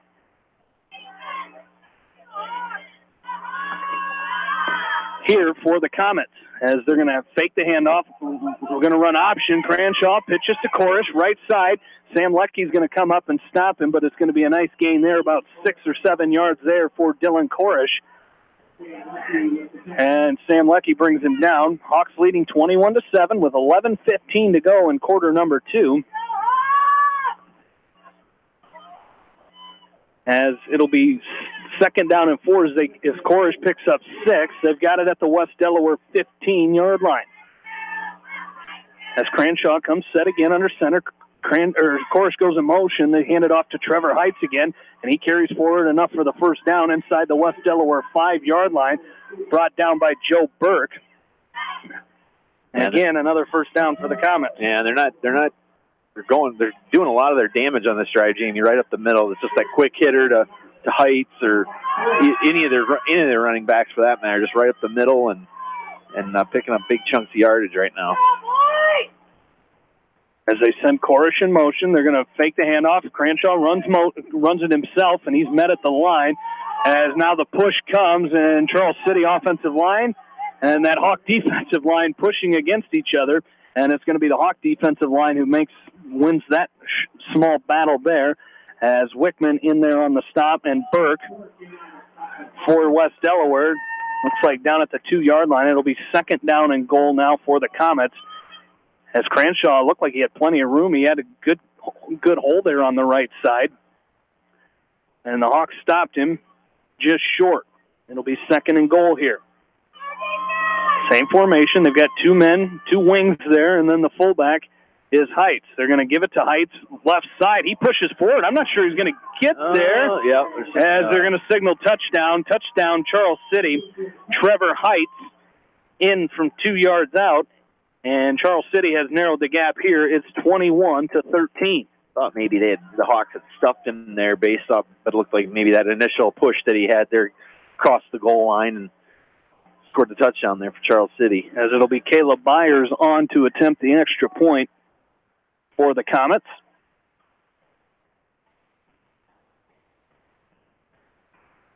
As the snap is down, the kick is up, and it is through. Hawks lead 21-14 with 10:09 left to go in the second quarter. We'll take a break and come back. You're listening to West Delaware football from KMCH Sports. Farmers Savings Bank proudly supports all area athletes and their coaching staff. For all your banking needs, visit them in Colesburg, Elkport Garber, Strawberry Point, Arlington, and Aurora, or online at farmersavingsbank.com. Member FDIC. If you are in need of rental equipment such as skid loaders, high-reach forklifts, and man lifts, contact Jason at Moyle Rental Services or check out our website at moylerentalservices.com. Moyle Rental Services of Manchester wishes all area athletes and coaches the best of luck. Via Field is your headquarters for all your seed, chemical, and fertilizer needs. They have professional service and quality products needed to bring the best crop to market. Via Field, providing growth opportunity for 18 locations across northern Iowa and southern Minnesota. The Eastern Iowa Shopping News and the Dyersville Commercial recognize the hard work and dedication of all area athletes. Check out the weekly sports section in the commercial for scores and information. The Eastern Iowa Shopping News and Dyersville Commercial, supporting your communities. Eastern Iowa's variety station, Mix 94.7 KMCH. Back into Brownfield, Jamie Baskey here and playing Bill Logan back along with you. Hawks lead 21-14, 10:09 left to go second quarter. As it'll be Caleb Byers on to kick off here for the Comets. Cross Underwood, Gavin Soppy deep to receive for the Hawks. As Byers' kick is away, and it's a low kick. It's going to be touched by Logan Woolert. Underwood is going to pick it up. He's going to cross the 30, brings it up to the 30, where he's going to be brought down by a host of Comets. As the Hawks will take over 1st and 10 at their own 30. A lot of things happening on these kickoffs after the whistles blow. And that touchdown drive, Jamie, by Charles City, 8 plays, 82 yards, took 2 minutes and 14 seconds off the clock. Trevor Heights with the 2-yard touchdown run with the extra point cuts that West Delaware lead. Hawks still lead, though, 21-14 with 10:01 to go here in the second quarter. So the Hawks will come set with a 7-point lead. Nick Casey under center, pistol formation. Cale Meyer, the deep back. They give to Meyer off to the right side and kind of stopped up there right around the line of scrimmage. And that might have been all he got, was back to the line of scrimmage as Dylan Korish comes up and makes the stop for the Comets. Volleyball fans, don't miss next week's broadcast, as we've got postseason action starting next week. As Tuesday night, it'll be Maquoketa Valley hosting Clayton Ridge in Delhi. That's a 7 o'clock. That's Class 2A first round with John Swisher and Joan Salo. And then Wednesday night, Western Dubuque will host Maquoketa. 7 o'clock, that's Class 4A first round. Both of them games right here on KMCH. Quick swing pass to Soppy. He's got enough for the first down. He's still on his feet out to midfield. And Gavin Soppy, a nice catch and run there, brought down out there by someone we don't have. It was number 10. We do not have a number 10 on our bracket. That was a great play by Soppy, though, Jamie. He did a nice job. Once he hauled the ball in, nice job of avoiding a few defenders there and picking up a big gain. So Soppy with the first down catch there. 20 yards. Yeah, absolutely. Down to out to their own 49-yard line. As Casey is going to hand on. No, he takes the handoff. Nice. Back to Soppy again. He slips up. He crosses midfield down to the 36 of Charles City. So another first down for the Hawks. As Gavin Soppy, he caught that ball coming across. And you mentioned in the pregame, the field looks good, but it is very soft. I know this week they had to use, as you can see in the lines in the field, they had to use the small lawnmower as they couldn't put the big one with the tractor on the field as fears of it sinking in. And I know they had the same issue with the paint machine. As Cale Meyer carries this ball as he's down to the 25-yard line of Charles City, brought down by Dylan Korish. And that, again, is another West Delaware first down. So the Hawks moving the ball very efficiently here in this drive as they, with that 7-point lead and 8:40 left to go in quarter number 2. As they're going to go 2 receivers to the right, 1 to the left. Casey, pistol formation. He looks to pass. He's got Logan Wynn on that little out route. He cuts back. He's got it down to the 20. A pickup of 5 yards there for the Hawks, and that'll bring up 2nd down and 5. Marcus Cranshaw on the stop for the Comets. And we talked about that matchup, Jamie, the Wynn versus Cranshaw matchup there. Just Logan's got at least 6 inches on him, and you'd like to think that that's something the Hawks will exploit throughout this game. They hand off to Meyer, right side. He sneaks through up the middle. He's got it down to the 10-yard line, inside the 10, down to the 6-yard line. And Cale Meyer being very patient. You could see it again there. Once he got through that first level, he waited, he cut through the linebackers and brings it down to the 6-yard line. Another first down, first and goal West Delaware at the Charles City 6-yard line. Hawks leading 21-14, 7:56 remaining here in quarter number 2 as officials timeout here. As the Comets linebackers, or a couple linemen and the linebackers looking at one of their teammates out there, one of our officials in the mix there as well. Update from Milwaukee, Dodgers and Brewers tied 1-1 in the bottom of inning number 3.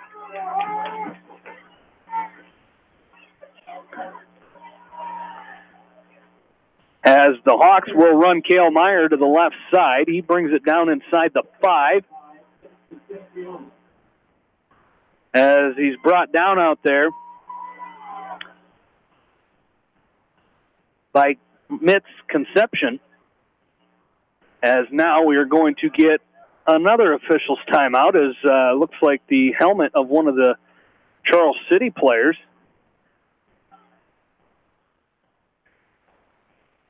as the Hawks will come set. They give to Meyer right up the middle, and he bounces off, and I tell you what, he ran into Dan Jacobs that time, and Jacobs just kind of muscled him down to the 3-yard line. So it'll be 3rd down and goal for the Hawks from the 3.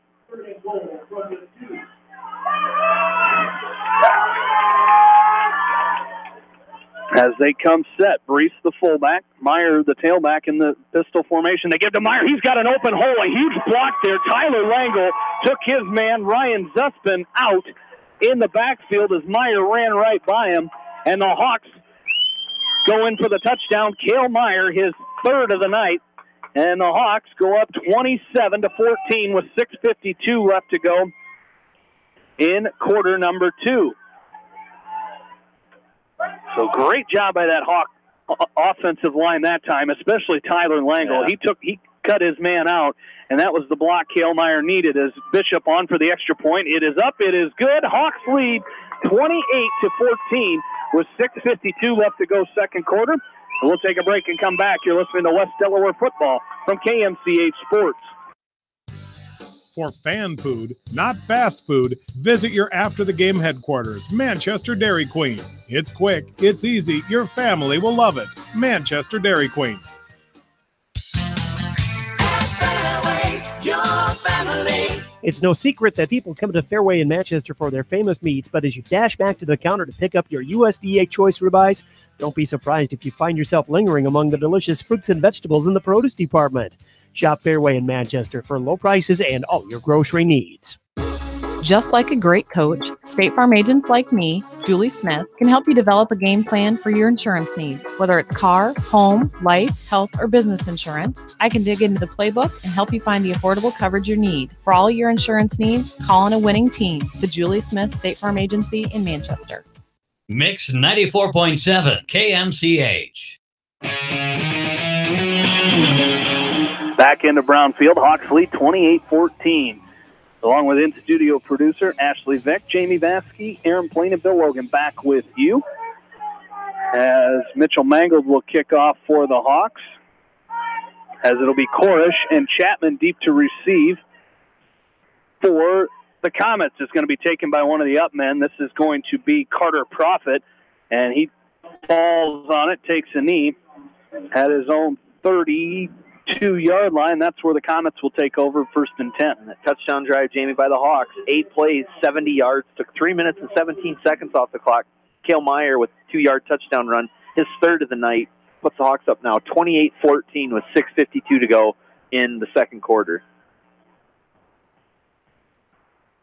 Brewers take a 2-1 lead in the bottom of inning number 3 in the NLCS in Milwaukee tonight as Cranshaw comes set. They send Korish in motion, and those are 3 Hawks that jumped off sides there, as that'll be the West Delaware's first penalty of the ball game as they jump off sides that time, and it'll bring up first down and 5 for Charles City.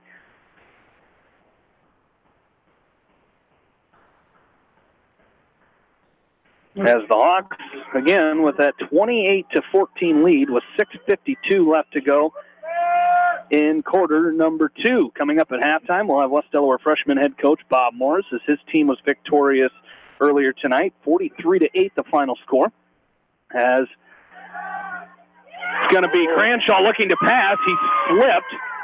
Joe Burke got a hand on him, but he slipped up, and he's going to be dropped back at the original line of scrimmage, back to the 32. So right after that penalty, the Hawks put the pressure on Cranshaw. He goes down for a loss of 5, and it'll bring up second down and 10. Yeah, nice job there. Jordan Brees in on that pressure, too. And this Hawk offense, Jamie, 28 points here halfway through the second quarter. I went back, in the last 4 games, the Hawks were averaging about 15 a game, a little more, between 15 and 16 a game. So defense is playing well, this offense is playing well. This is the West Delaware football team we've come to love. They're going to run Heights right up the middle. He gets it out to the 35-yard line. That'll be a pickup of about 3 yards for the Comets there, and it'll bring up third down and 7. There's good banker's math that you had there. Yeah. Averages and give me some other statistics before the game's over. But I am glad to have you back after your short stint on the disabled list last week. And you know, they always say when you're growing up, make sure you catch the ball before you go to make the tag. Catch it before you make the play. As we're back here, third down and 7 for the Comets. They pitch it. This time it's going to be as leaping and leaving his feet that time. I didn't see who it was. Burke made the stop. Was it Chapman? It was. It was Jeremiah Chapman. He's slow to get up. But when you leave your feet the way that Chapman did, bad things are typically going to happen. He brings it out to the 38-yard line. It'll be fourth down and 4 for Charles City. Well, especially the way this Hawk defense is flowing to the ball tonight, Jamie. And Joe Burt coming from the far side, it made a nice tackle there. And it's the same. And Jordan Brees and that whole front four did a great job of pushing the ball carrier to the sideline. So a nice job there. It looks like Charles City might be going for it here. They are going to go for it. We'll see if they try to draw the Hawks off sides, and they will go for it. They're going to run option, and Cranshaw's met at the line. It's Jordan Brees who stops him in the backfield, and the Comets will turn it over on downs. Hawks take over first and 10 at the Charles City 37-yard line. Yeah, nice job there. Jordan didn't fall for the fake. He stood his ground. He was disciplined, and just Cranshaw ran right into him. He dropped him right there and turns the ball over. Now that Hawk offense gets to go back on the field and hopefully keep it rolling here. They've had some great momentum, especially after that last drive.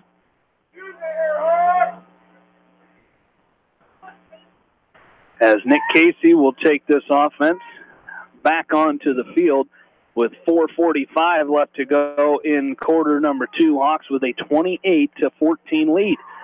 First and 10 from the Charles City 38. Shotgun formation. Casey looks to pass. Fakes the pass to Sopp. He's going to go down the middle of the field looking for Wynn. And he catches it over the head of the defender, and Logan Wynn with the 38-yard touchdown reception.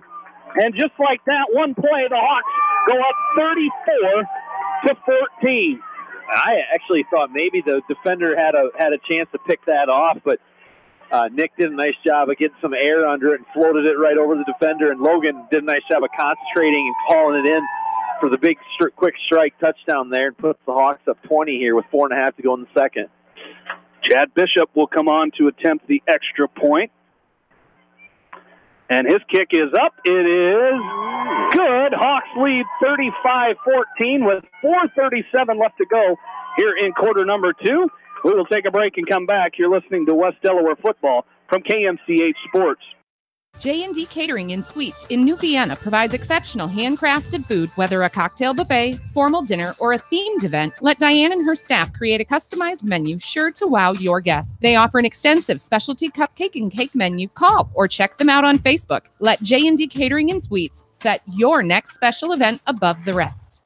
Our service and parts team at Victory Ford is dedicated to keeping your car in tip-top shape, and our sales department makes buying a car easy and hassle-free. Stop out to Victory Ford in Dyersville or online at victoryfordonline.com. Good luck, athletes and coaches.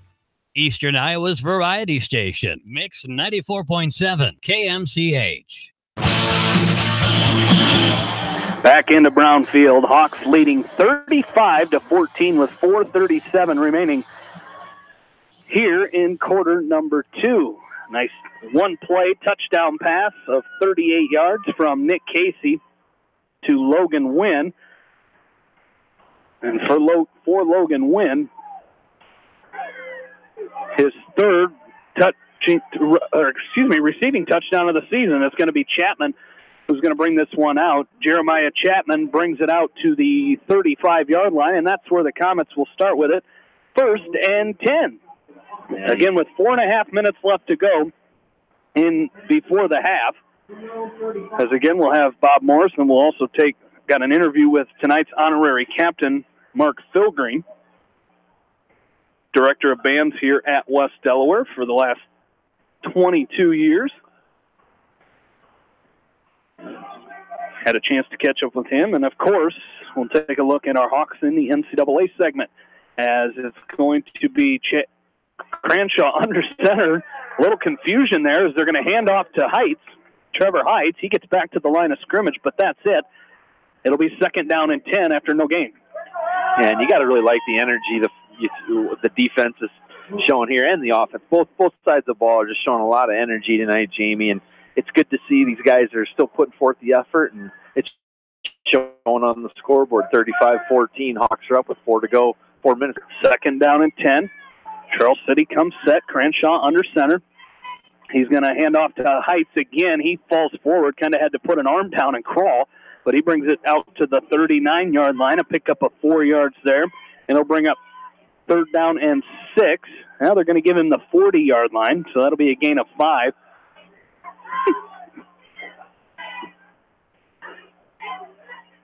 Third down and 5 for Charles City here. They send Chapman in motion. They give it to Heights again, and he's met at the line. Cody Winger comes up and was the first to hit him and bring him down at the 43-yard line. That'll bring up 4th down. And 4th and 2 yards to go for Charles City. Kind of surprised if they would go for it, but I suppose... Or they did go for it the last time on what, 3rd and 5, 3rd and 6? I don't know if they were this far, this deep into their own territory, but... No, 3rd down and 2 here, or 4th down and 2 upcoming for the Comets, and they do. They get the Hawks to jump off sides. Charles City called timeout as Carson Petlin was coming across the line. And the Comets take the first time out of the ball game here. With 2:44 left to go in this second quarter, we'll take one with them. You're listening to West Delaware football, leading 35-14 from KMCH Sports.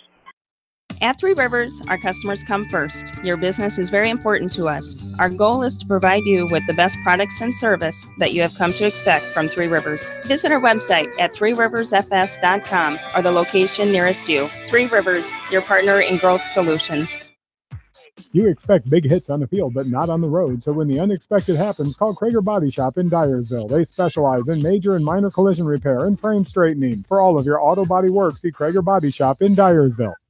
Citizen State Bank, your locally owned, community-minded, and customer-oriented bank, is here to serve you. Choose one of their 7 convenient locations in Winthrop, Monticello, Manchester, Ryan, Strawberry Point, Hopkinton, and Nubiana. Citizen State Bank, community banking with people you know, member FDIC. Eastern Iowa Sports Station, Mix 94.7 KMCH. Back into Brownfield as the Hawks leading 35-14 here with 2:44 remaining in quarter number 2. As it's 4th down and 2. The Comets will go for it here As back to pass is Cranshaw. He throws it up in the air, and wide open is Chapman down the far sideline. He's going to be run out by Mangold as he just lofted over the head of the Hawks defense. And it goes for a Charles City first down all the way down to the West Delaware 39-yard line. Nice play call there by Charles City. Yeah, I was probably in the majority that thought maybe they'd keep it on the ground and run one of those either triple option to the right or the left, but good play call there by the Charles City coaching staff. As they come set again, 1st and 10. Now they send Korish in motion. They're going to run option. It's Cranshaw as he's going to – it looked like he still wanted to pitch it, as it looked like Andrig and Brees combined on that stop for the Hawks. Looks like might have lost a half a yard. They're going to put it down at the 40-yard line, so a loss of a yard there. It'll bring up 2nd down and 11 for the Comets. We want to send best wishes out to West Delaware senior Ben Ridenauer as he had surgery on his knee yesterday.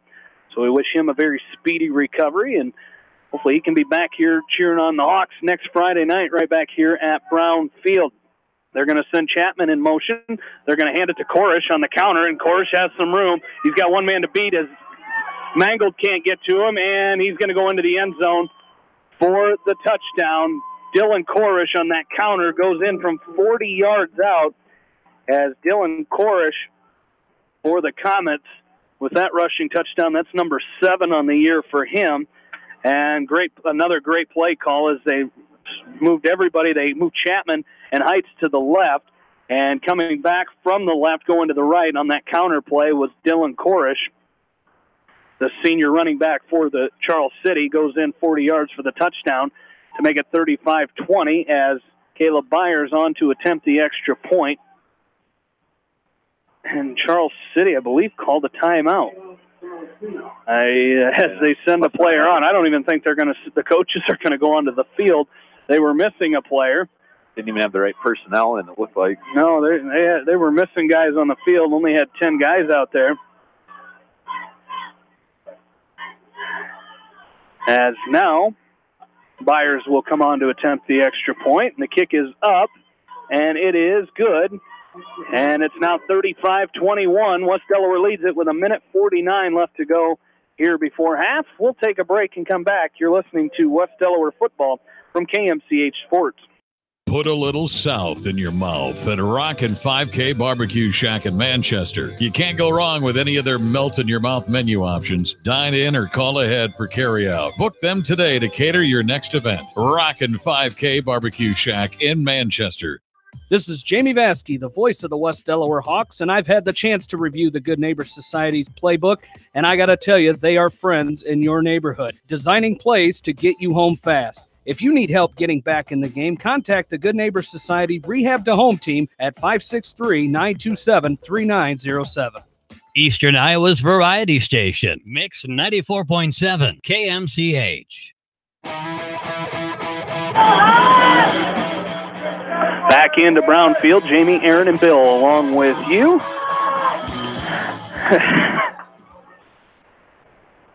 I think Charles City just put the ball down at the 30-yard line to kick off, and now they're going to bring it out to the 40.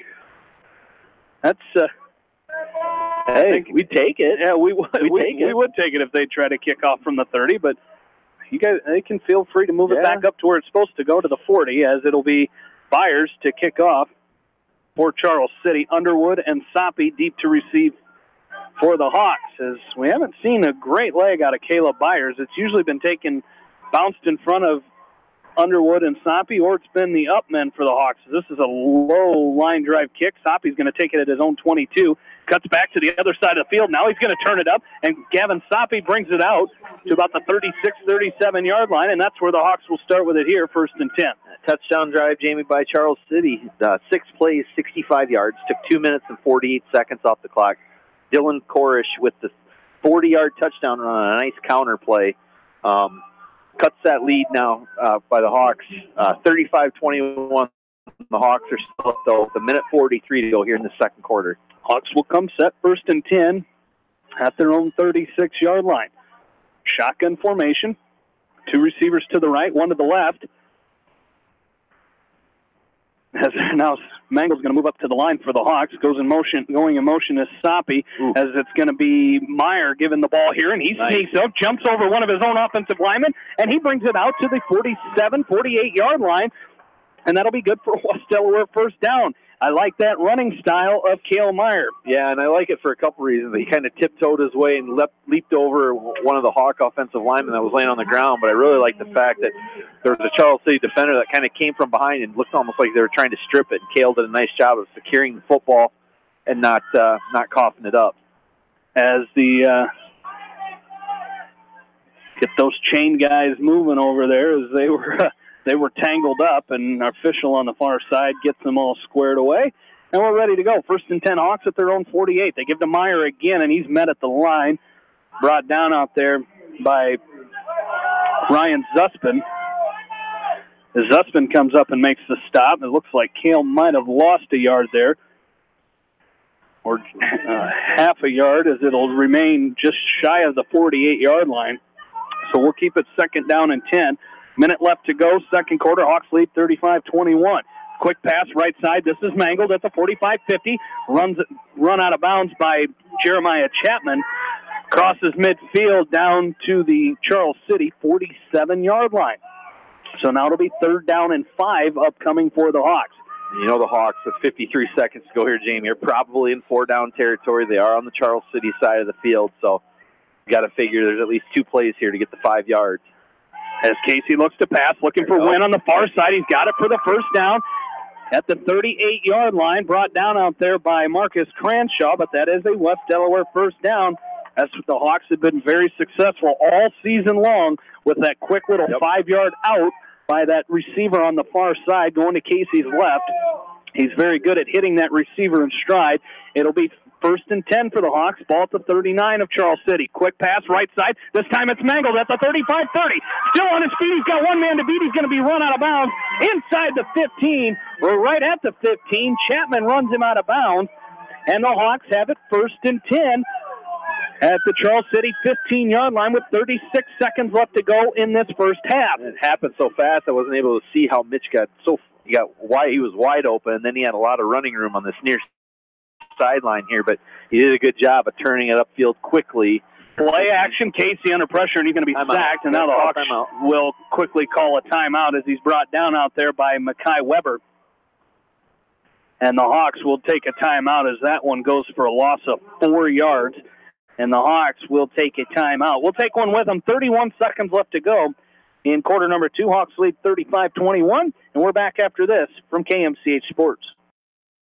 The Edgewood Reminder is proud to support all the area teams in athletic action and appreciates their efforts in the classroom and during sports. Photos in each week's issue of the Edgewood Reminder.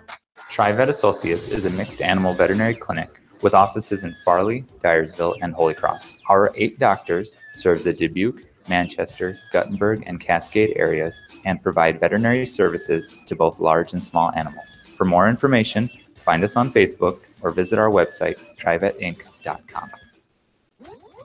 High-Tech Communications is your local service provider for telephone systems, fire detection, audio, video, security and surveillance systems, wiring, and more. High-Tech has decades of experience in the industry. Contact High-Tech at 563-927-4936, online at hightechcommunications.us. High-Tech Communications, changing your world with technology.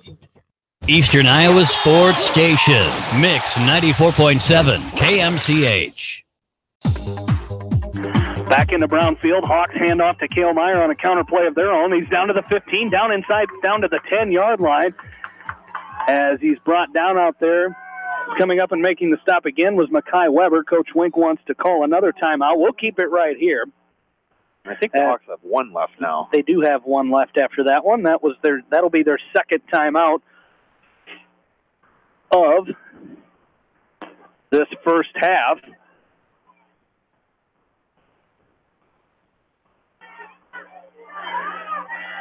So the Hawks take their second timeout of the first half.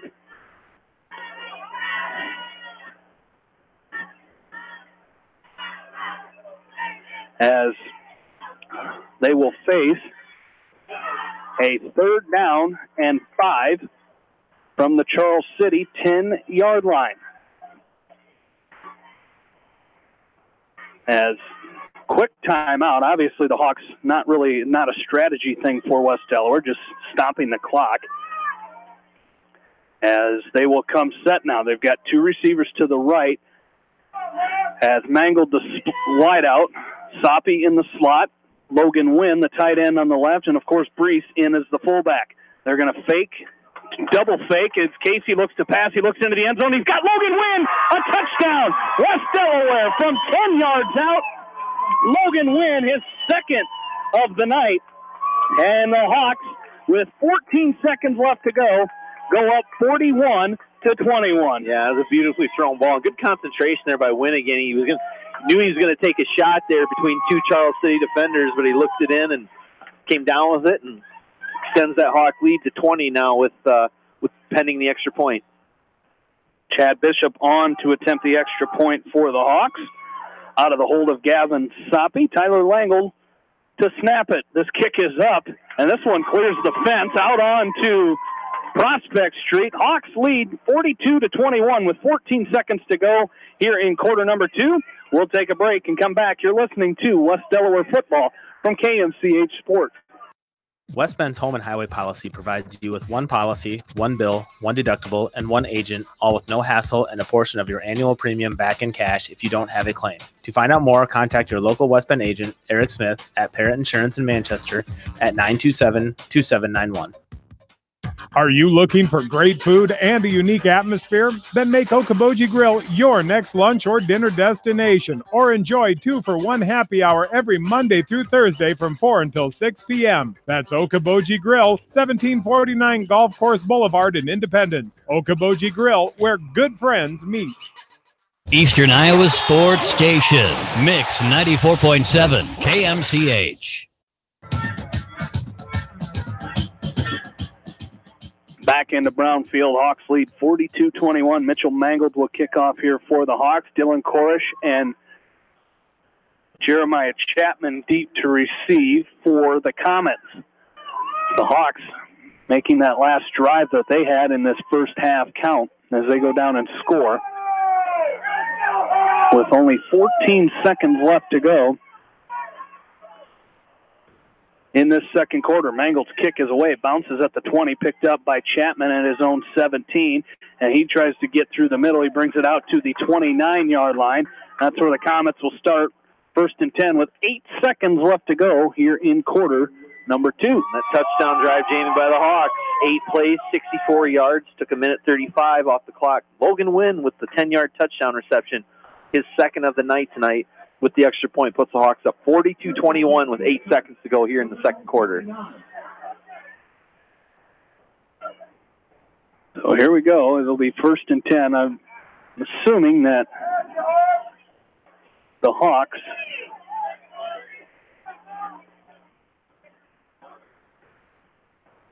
or the Comets, excuse me, this will be their last play of this first half as a shotgun formation gets over the head. It's picked up by Jordan Brees. Brees at the 10. Jordan Brees is going to have a scoop and score with 1 second remaining on the clock. Jordan Brees, scoop and score for the touchdown. It was over the head of Jeremiah Chapman, got over his head, and Brees scooped it and went in for the touchdown. Hawks lead 48-21. Wow. I haven't seen anything like that. Especially with just 8 seconds left to go in the first half. The Hawks take the commanding lead here. And I think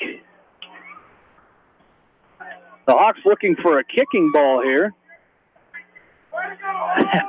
To say, Coach Wink says we're doing PAT as the Hawks, and actually the clock is expired, so that did happen as time expired. Jordan Brees, Bill, I'll have to get a number if you saw where he picked it up. I want to say 20, the 23-yard line, so a 23-yard return for Brees. This kick is up by Bishop. It is good. Hawks lead 49-21 as we go to halftime. What a way to end it. Hawks leading 49-21. We'll take a break and come back. You're listening to West Delaware football from KMCH Sports. Whether a door needs replaced or building a new home, let S&R Construction of Masonville take care of you. S&R Construction is the expert in home improvement projects, gutters, siding, garages, remodeling, new home construction, and more. Call Steve Fetland today at 319-361-0638 for a free quote. Are you an athlete or physically active in your free time? Even active people can have muscle tightness and joint pain or even experience the occasional injury. Regional Medical Center physical therapy treatment and prescribed exercises can help you recover faster, reduce injury, and build strength and stability. Call RMT Therapy Services today so you can get back into action as quick as possible. 563-927-7322. Bolichek's Landing, downtown Delhi. Open 7 days a week. Friday night buffet, Saturday night prime rib, and enjoy breakfast every Sunday from 9 to noon. Bolichek's proudly supports all area athletes and coaches. Leonard Muller Funeral Home and Crematory wishes all the best to the athletes and appreciates their hard work and scholastic efforts throughout the year. For personal, caring service, Leonard Muller Funeral Home and Crematory in Manchester, Edgewood, and Strawberry Point. Hey KMCH listeners, GMB is proud to support our area athletes and help bring the sport to you. The GMB Bank team reminds you whatever your financial goals, we're here to help you reach them. Stop by our Manchester location or visit us online at gnbbank.com. Member FDIC. Going above and beyond is a standard of care at Above and Beyond Home Health and Hospice Care. Their compassionate staff care deeply about the comfort of their patients. A nurse is available 24 hours a day, 7 days a week. Above and Beyond Healthcare, the more they care, the more beautiful life becomes. Proudly serving Jones, Jackson, Johnson, Lynn, Clayton, and Delaware counties. At Tauke Motors, we believe in a gentler, simpler way of doing business. Check out our large selection of new and pre-owned vehicles, as well as great incentives at taukemotors.com. If you are looking for a new pre-owned vehicle or service on your current vehicle, come to Tauke Motors, Chevrolet, Chrysler, Dodge, Jeep, and Ram on 9th Street in Dyersville.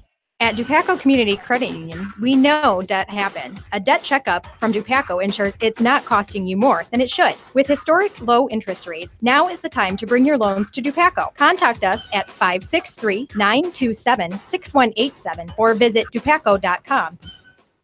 Eastern Iowa Sports Station, Mix 94.7 KMCH.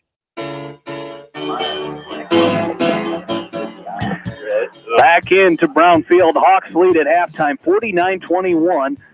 After a nice little series of events here to end the first half, as joining me now is West Delaware freshman head coach Bob Morris as his team moved to 8-0. 8-0 tonight, 4-0 in district play. I know that was a freshman-sophomore game, as you had some of the sophomores on there helping you guys out tonight. But moving to 8-0, you guys kind of had a little bit of a lull there in the middle of that game. You got out to you had 30 points in that first quarter, and then at halftime, it was 30-8.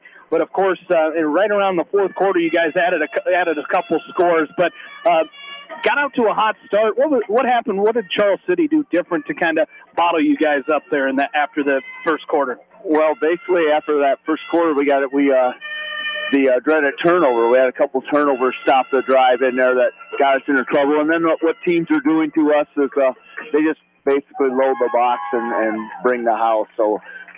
And they were bringing it from the outside, and then once we kind of adjusted to that, we were able to run the ball better up the middle. We had a couple shots in there to pass the ball, which we had worked on during the week and had the guys open, but we just didn't quite connect there.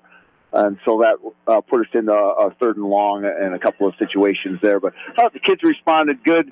And when you get a turnover or two, you still got to go out and play defense. And they were going 4, 3, 5, 6 with their big fullback, similar to what you're seeing here in the varsity game. And the kids, anytime in a fresh sophomore game when they have to drive the ball the entire field, they're either going to turn it over or get a penalty. And that's kind of what happened, and we were able to get the ball back, get control of it that second half.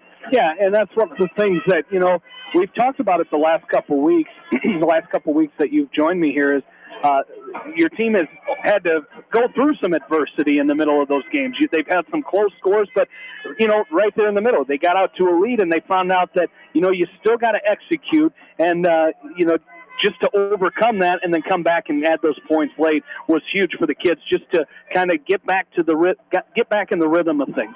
Well, one thing, and that's football, but this group especially is they can score quick at any time, and we can put points up there in a hurry. And so it's just kind of be patient and don't panic. If we if we don't get a drive in there, you're not going to score every time you get the ball, but things get rolling, we can score quick. So we're real happy with the results, and get up to an early lead is always good, and then get some more kids out there. Well, go ahead. Well, I want to thank the sophomores. We had a really good week of practice with the knowing that it was going to be a fresh soft games. So some of the sophomores are, of course, up with the varsity, and the other half was with us. And Coach Becker and Coach Klaus helped us kind of get things set up there. And basically had a freshman offense out there because we run what we run. And then the guys just come in. Trace Rowley helped out. Josh Steele did a really nice job at left guard for us. Aiden Lee, unfortunately, had a season-ending knee injury last week, so that certainly helped our offensive line. And then the guys do a good job up front, and Wyatt and Kyle did their thing. I thought Kyle Cole had a really nice game calling the offense and keeping things under control out there. So we're happy with the win, and we'll keep moving on, get ready for Waterloo East next week. Well, you moved to 8-0, 4-0 in district play, and 1 week left to go. I know you've had a great deal of fun with this group this year. They're going out there and they play physical football, and that's one of the bright spots that you have is you kind of need those kids to have that little bit of edge while they're playing, and you've got that, but still being able to coach them has got to be very exciting for you and John moving on, as you get rid of this group after next week. Still finding things to coach has got to be fun for you guys. Well, they do, and it gives John and I have been at this a while, but they give us a lot of energy. We're very passionate about what we do yet, and you just get them out there. They love to hit, and you can only do so much of that during the week. And with the weather this year, we seem like we're one day short of practice during the week, but the kids love to hit when we get out there, and we get them ready for that. And the reps are really competitive when you get those linebackers and running backs heading into each other. Well, Bob, I appreciate you joining me. One more game, of course, next week. We'll probably talk to you, and we'll probably have to get Coach Becker up here again one more time next week. We'll get Becker, but I'll definitely talk to you guys. Try to get both of you next week as he'll play at Waterloo East next Thursday. You guys, of course, the curtain raiser next Friday. Appreciate you joining me, and congrats on the win here tonight. All right, thanks a lot, Jamie. All right, that was West Delaware freshman head coach Bob Morris here at halftime. As we will take a break, come back with tonight's honorary captain, Mark Philgreen. Right after this, you're listening to West Delaware football leading 49-21 at the half. You're listening to it right here from KMCH Sports. The Manchester Press is your community newspaper. Check out the sports section for game stats and photos of area players and game highlights. The Manchester Press, serving the area for over 130 years. Hurry down to Rio Blanco Mexican Restaurant in Manchester today. Enjoy the best margarita around on their patio facing the Whitewater Park. Rio Blanco features daily specials and a kids menu too. There's something for everyone at Rio Blanco Mexican Restaurant in Manchester. Newhouse Construction and Concrete is proud to support all our area athletes. Give Phil a call at 927-5178 for your commercial, ag, or residential projects, or visit newhouseconstruction.com. Newhouse Construction and Concrete turns design into reality. And welcome back into halftime here. Jamie Vasky back along with you. Hawks and Comets, week number 8. And joining me here is tonight's honorary captain, Mr. Mark Philgreen, as Mark is the director of bands at West Delaware, as he's been teaching for 35 years, 22 years here as a director of bands at West Delaware. Mark, I appreciate you joining me here at halftime. What was the feeling like when Wink asked you to be a part of this and be the honorary captain tonight?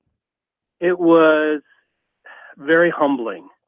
I mean, an extreme honor. I've over the years, both at West Delaware and other schools I've taught at, honorary captains, and some I know who they are, or I know the reputations, and to be included in with that group is, I consider, an extreme honor. Well, one of the things, you come to a football game on a Friday night at West Delaware on Brown Field, and of course, one of the there's not too many people that remain the same for so many years, and it's sometimes coaches, but definitely with you being here for so long, it's the 22 years. It's the director of bands, and it's one of those things. You really know it. Some people may take it for granted what you guys do and the entertainment that you guys provide. Of course, starting with the national anthem and the fight song and the pregame, but of course the halftime. And that's the one thing is, people may take it for granted, but they notice how boring it is during playoff games when you guys can't play, and how kind of it's there's really nothing to do at halftime and look down on the field. So what does that mean to you to be able to have the kids come out like that before the game and welcome the team onto the field, and then of course get to show their talents at halftime? Well, I mean, it's quite honored because these are all these kids all go to school together. They're all friends. They do things together. They may not be in band, all of them that are in football, but we're all there to support each other. And I think that's one of the neatest things that I've seen since I've been here at West Delaware is the support that everybody shows for everything. It doesn't matter whether it's music, whether it's speech, whether it's athletics. Everything, everybody supports everybody, and that is something that is not common in a lot of school districts in the state. Well, Mark Philgreen, the director of bands at West Delaware, tonight's honorary captain, joining me here at halftime. Of course, people get to see what you guys do in the show that you put on for halftime of the football games, but a lot of other things go on with being a member of the band. Is, of course, the marching band, and then you've got concerts and the pep bands for the games in the winter sports as well. What are some of the things that the kids are doing right now as far as getting ready? I know the season kind of finishing up here for you guys. What are some of the things these kids put in? It's kind of a year-round thing to be a part of that band. Exactly. Well, I know I've got students that are at the present time preparing for all-state auditions for a chance to be part of one of the 3 all-state music ensembles, the choir, the orchestra, the band. And we've got quite a few in band that are auditioning either instrumentally or vocally. Those auditions are in Independence a week from tomorrow. And then also next week I start rehearsing with the pit orchestra for our musical, Mary Poppins. It's coming up the first weekend in November. Well, of course, musical background for your family. Of course, your brother Dwayne, the choir director here at West Delaware. You have a sister Joan that's an elementary band director in Hampton-Dumont. And what was that like growing up in a house that is that's just so full of musical talent? Always competing with each other, it seemed. Who is the better trumpet player? Who is the better piano player now? Of course, Dwayne wins that hands down. So.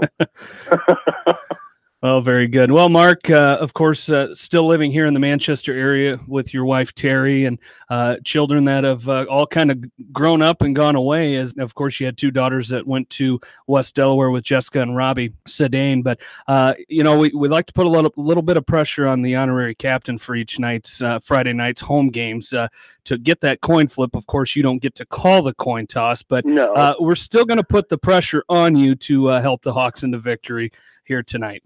Okay. So best of luck to you, and I appreciate you joining me, and congrats on being the honorary captain for tonight. Well, thank you, Jamie. I appreciate this chance to visit. All right, that was Mark Philgreen, tonight's honorary captain and the director of bands here at West Delaware. We will take a break and come right back. You're listening to West Delaware football from KMCH Sports. No one can win a game by themselves. At F&M Bank, our team works together to achieve the ultimate goal, exceeding client expectations. F&M Bank is a proud supporter of all local sports teams. F&M Bank, the right choice in Manchester, Cedar Rapids, Anamosa, and Monticello. Member FDIC. Mix 94.7 KMCH. Back into Brown Field, halftime, Hawks lead 49-21. As we take a look at our Hawks in the NCAA segment, we start with, of course, the schedules of our state's 3 big schools. The Iowa Hawkeyes will be at Indiana tomorrow. That's an 11 o'clock kickoff. As the Hawkeyes, you can hear that game right here on KMCH starting, at 11 o'clock. Iowa State will take on West Virginia tomorrow inside Jack Trice Stadium. That is a 6 o'clock start for the Cyclones, as they're 2-3, 1-2 in the Big 12 after their upset win over Oklahoma State last Saturday, 48-42. UNI, I believe, they will be at South Dakota tomorrow, taking on South Dakota in Vermillion, South Dakota. The Panthers last week with a 56-31 loss to North Dakota State inside The Unidome is now they're 2-3 and 1-1 in conference play. Upper Iowa was victorious last week, 44-9, as they moved to 2-4 overall and 2-4 in conference play. Brent Lammers, a 2015 West Delaware grad, and Ryan Parmalee of Maquoketa Valley, a 2015 grad of Maquoketa Valley. They're both seniors for Upper Iowa. Parmalee got his first action of the season last week as they defeated Minot State 44-9. As tomorrow they will be at home for homecoming against Bemidji State. That's a 2:05 kick. You can see that game on KCRG 9.2 and 9.3. In that game against Minot State, Lammers was 16-22 for 169 yards, 2 touchdowns, 12 carries for 24 yards. On the season now, he has 146 of 275 passing for 1,646 yards, 12 touchdowns, 7 interceptions. He has 72 carries and 134 yards and 1 touchdown run. Ryan Parmalee in that game, 12 carries, 81 yards, and a touchdown. As the Cohawks and Max Ridenauer of 2016 West Delaware graduate, he's a junior for the Cohawks.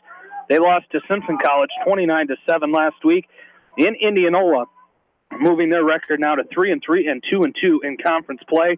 In that game, Ridenauer was 6 of 11 passing for 51 yards, 6 carries for 16 yards. On the season now, he's 7 of 14 for 58 yards, 13 carries for 57 yards, and 1 catch for 6 yards. Before we continue, we're about to start this second half. Bill Logan down on the West Delaware sideline. And, Bill, a very impressive first half for the Hawks, and what a way to end it. Haven't seen anything like that in quite some time.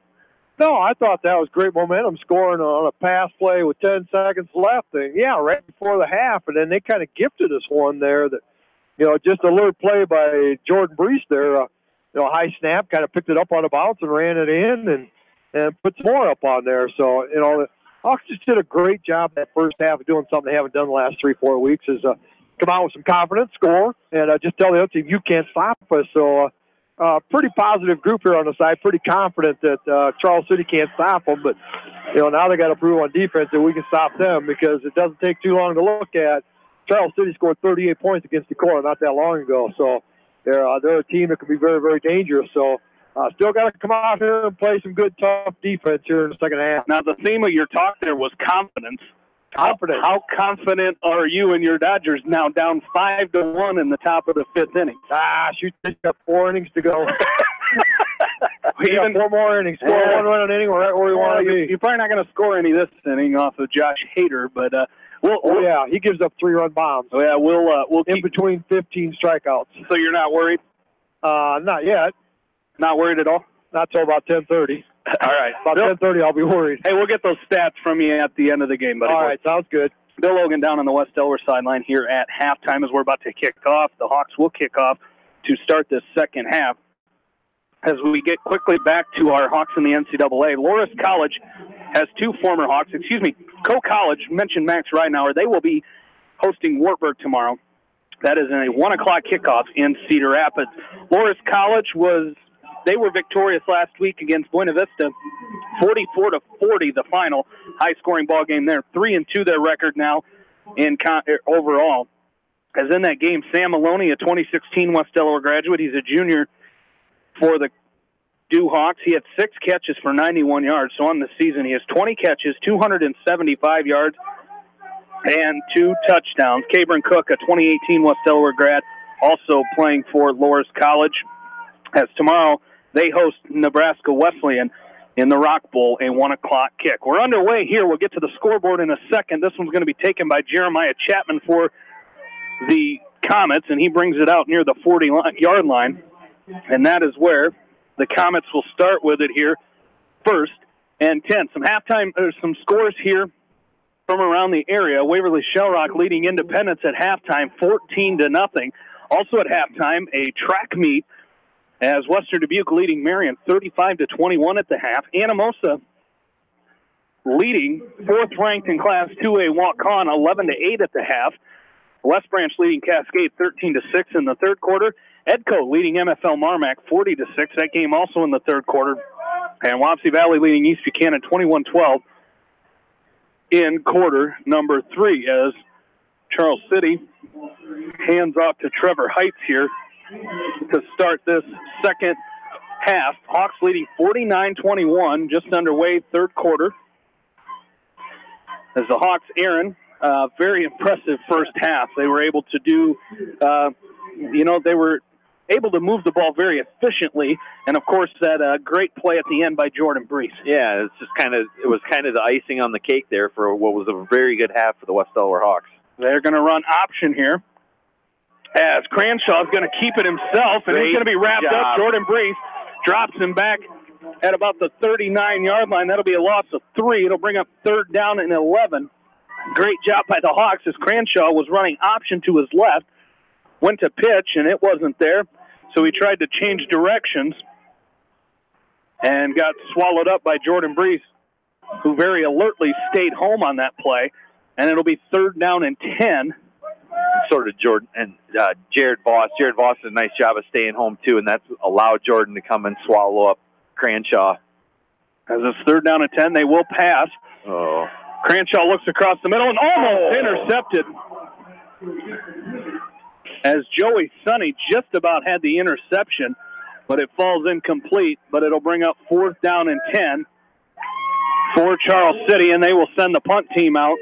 And it will be Jay Seithamel who will punt this one away for the Comets. Deep to receive for the Hawks, Logan Woolert and Joey Sonny.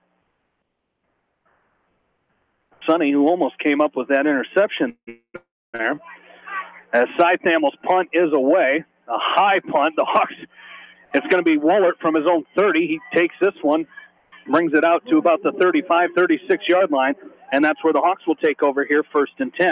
So great job by that Hawk defense that time, holding the Comets, and they take over after Charles City unable to move the ball. Yeah, something we didn't, the Hawks just kept scoring and played pretty good defense there in that first half, Jamie, and now, they're up 28. A touchdown here, we haven't talked about it, but touchdown here gets that 35-point rule going, and boy, that's something we haven't seen a whole lot of this year on the Hawks. I think probably the last time was in the Dubuque-Waller game, maybe the first game of the year, so. High formation now for the Hawks. Brees, the fullback. They give to him right up the middle, and he fights forward. He's pushing off tacklers. He's wrapped up by his feet. And what I like about Brees, as he had a man misconception, comes up, and Brees just throws a forearm into him as he's trying to bring him down. But Jordan picks up 2 yards there. It'll bring up second down and 8.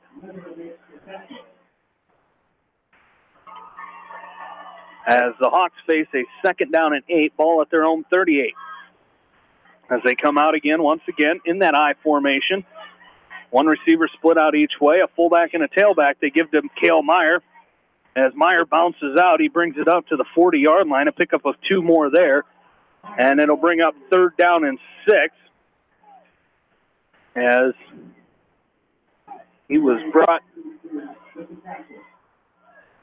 I didn't see who made that stop for the Comets that time. It looked like Wyatt Stevenson came up and made the stop, as it'll be third down and 6 for the Hawks. Once again in the I formation, a receiver split out each way, and the Comets jump offside. Yeah. Yes, they do, as that's going to be Makai Weber, who got the early start there. And now the Hawks, a little bit different strategy here is now you're going to face a third down and 1 instead of third and 6. So the Hawks catch a break there. Ball at the 45-yard line of West Delaware. Third down and 1, I formation again. Casey hands to Brees. He tries to bounce to the right side, and he does. He picks up enough for the first down, nearing midfield, still on his feet, fighting for yards. As he's going to be brought down out there, it's going to be Jeremiah Chapman who makes the stop just shy of the 50-yard line. But it'll be first and 10, West Delaware. Their 7th rushing first down of this ball game. I believe they have 7 through the air as well. Yeah, it was a good job there by Brees to stick with it. It looked like he might have been stopped for no gain, but did a nice job of quick pass, that little swing route to Mangold. He gets a nice block from Stop. He's got it at the 45-40 of Charles City. Run out of bounds by Cranshaw at the Charles City 39-yard line. 38-yard line they're going to put him down. And that's another first down for the Hawks. Great little pitch and catch there from Casey to Mangold. And again, a huge block out here by Gavin Soppe. Yeah, and those receivers are doing just a great job of blocking tonight, Jamie. We saw it even on the first play of the game when Cale Myers ran 81 yards for a touchdown. And you can really tell that these receivers are doing a good job playing team football. They're going to hand off to Meyer here on 1st and 10 as he tries to get back to the line of scrimmage, and that's about it. As coming up and making the stop was Kelly Ward. After no gain for Cale Meyer, and it'll bring up 2nd down and 10. And that's the thing. The Hawks have been very effective both on the ground and through the air tonight. Very balanced. 8 passing first down, 7 on the ground. As they come set pistol formation this time, give to Meyer up the middle. He squeezes through, just about squeezed through, and had a huge gain as he's brought down by Mitz Conception.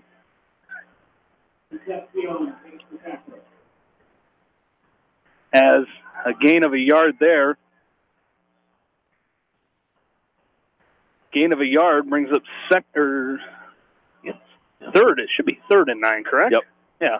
They haven't changed it on the down marker, but it is 3rd and 9. As Casey looks to pass and a penalty marker down. There, they changed it. The 3rd and 9. It looks like Gavin Soppe is going to be the guilty party out there. Left a little bit early, as it will be legal procedure. And for the Hawks, I believe, only their 2nd penalty of the ball game. 1 offensive and 1 defensive penalty in this ball game. So Hawks doing a great job here tonight. Very disciplined. Unfortunately, they get caught there, as it'll back them up to the 41-yard line. It'll be 3rd down and 14. So passing down coming for the Hawks. 2 receivers split out to the right. 1 on the near side of the left is Logan Wynn. He looks across the middle. He's got Logan Wynn. A nice diving catch. It's going to be short of the first down, but a great catch by Logan Wynn down to the Charles City, about the 26, 27-yard line.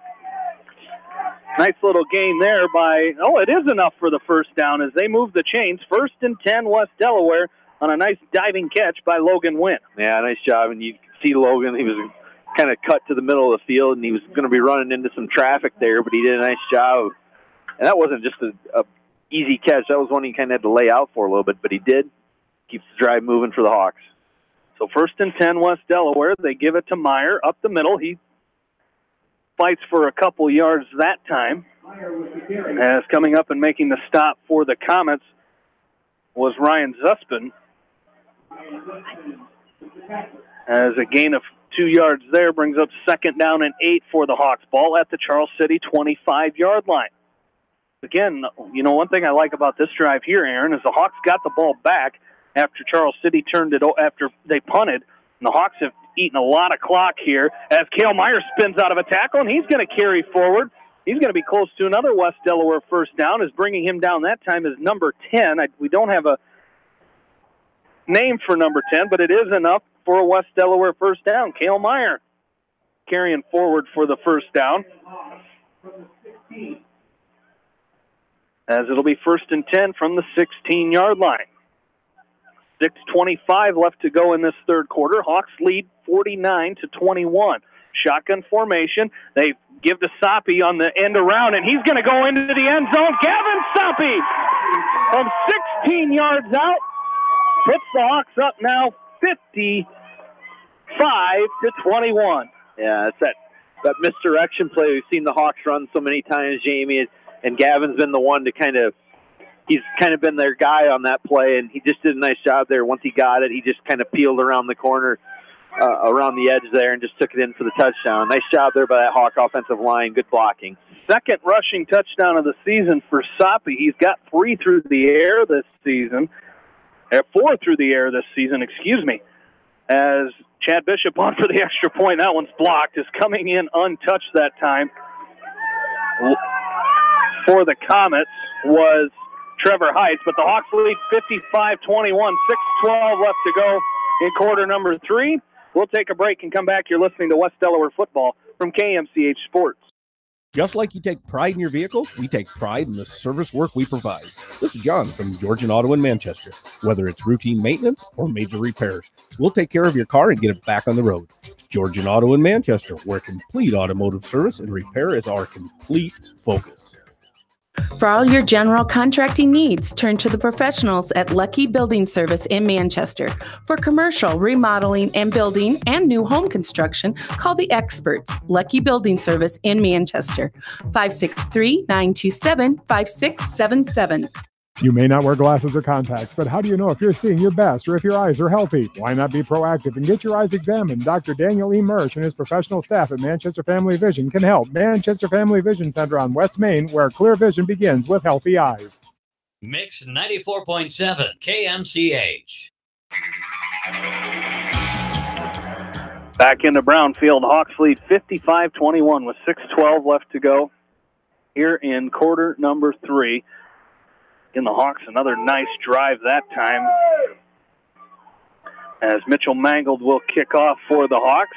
Update from Milwaukee Brewers lead 5-1 in the bottom of inning number 5, as this one's taken by one of the up men, and having to go down to catch that ball was Jace Seithamel, and he goes down to the turf to get that one, and the Comets will take over 1st and 10 at their own 27-yard line. A touchdown drive, Jamie, by the Hawks. 10 plays, 64 yards. Took 4 minutes and 9 seconds off the clock.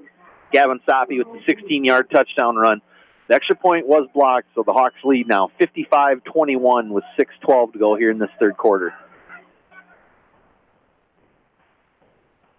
And the Hawks have a man running onto the field, so they only have 10 out there, and it doesn't matter as they're going to bring down as they give it to Chapman. Cody Winger wraps him up in the backfield.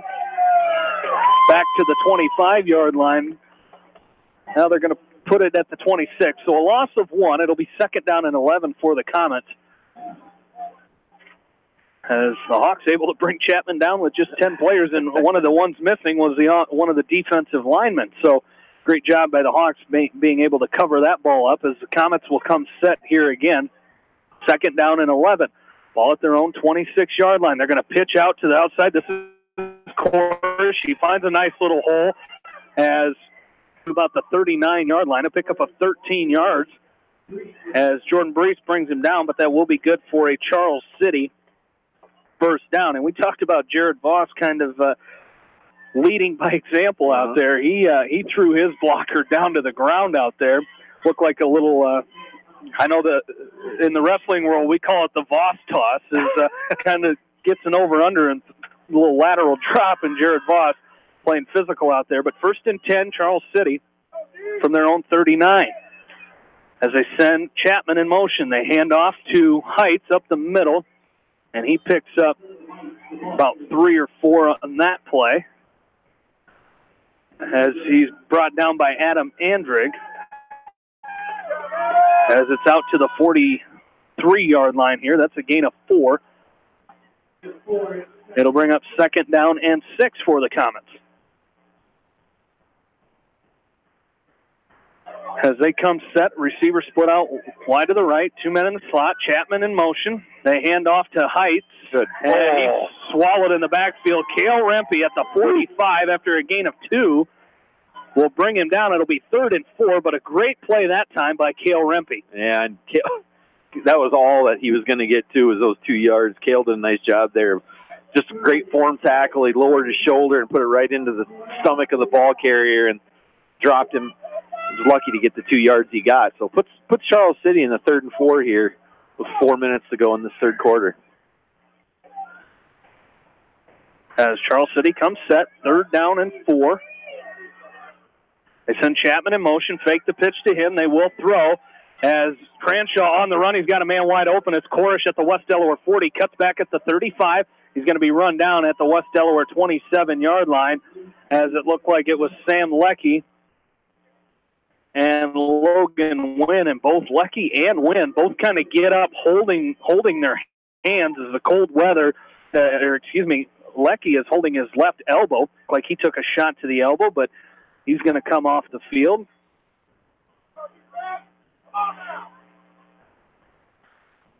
As it'll be 1st down and 10 on that pass play by Charles City, just their 2nd through the air. As they're going to send a man in motion, it's Chapman. They give it to him on the counter, and he falls forward, and he's going to be drugged back as it looks like it was Wickman and Wenger that combined on the stop for the Hawks after a short gain.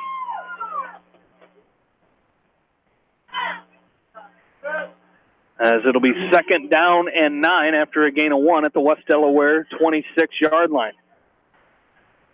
As the Hawks leading this game 55-21, 3:09 left to go here in quarter number 3. As they send a man in motion, it's Chapman. They pitch to him, and he's swallowed up. Didn't have a chance. Priest and Voss combined on the stop all the way back to the 30-yard line. They ate that play up as that pitch to Chapman, and they came down hard on Chapman.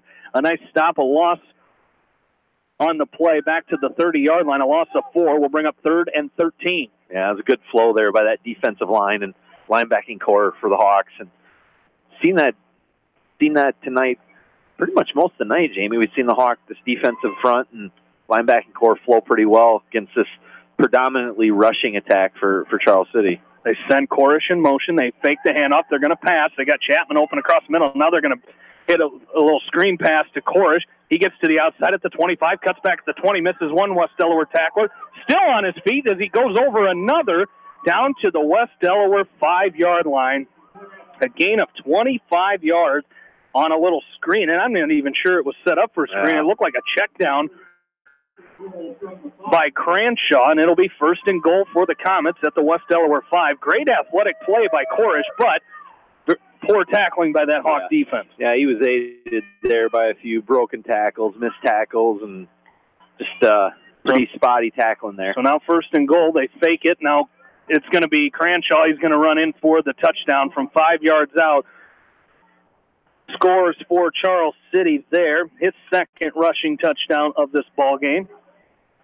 As on the year for Marcus Cranshaw, that's number 9 on the year. And he scores here with 1:52 left to go in the 3rd quarter. And it's now a 55-27 ball game as it'll be Caleb Byers on for the extra point. Out of the hold of Marcus Cranshaw. Kick is up. It is good. It's 55-28 with 1:52 left to go here in quarter number 3. We'll take a break and come back. You're listening to West Delaware football from KMCH Sports. As your American Family Insurance agent in Manchester, I'm looking out for what matters to you. Even when nothing's wrong, this is Tad Mormon, agent. Call me at 563-927-3586 and let's talk about your insurance needs today. American Family Insurance, Tad Mormon agent, 106 East Main Street, Manchester. Tonight's a great time to try the new stuffed crust pizza at Pizza Ranch. Have one delivered while you're listening to the game, grab one for carryout, or enjoy the Pizza Ranch buffet. Then satisfy your sweet tooth with some chocolate cactus bread. Pizza Ranch in Manchester, Independence, and Owine. Contact me, Chad Frazier, at BC Land Services in Earlville for all your maintenance projects such as tree removal and trimming, small dirt work projects, lawn seeding, and more. BC Land Services is fully insured and licensed. Contact me at 563-590-8074 or on Facebook. And best of luck to all area athletes and coaches. Your home for the best high school sports coverage in Eastern Iowa. Mix 94.7 KMCH.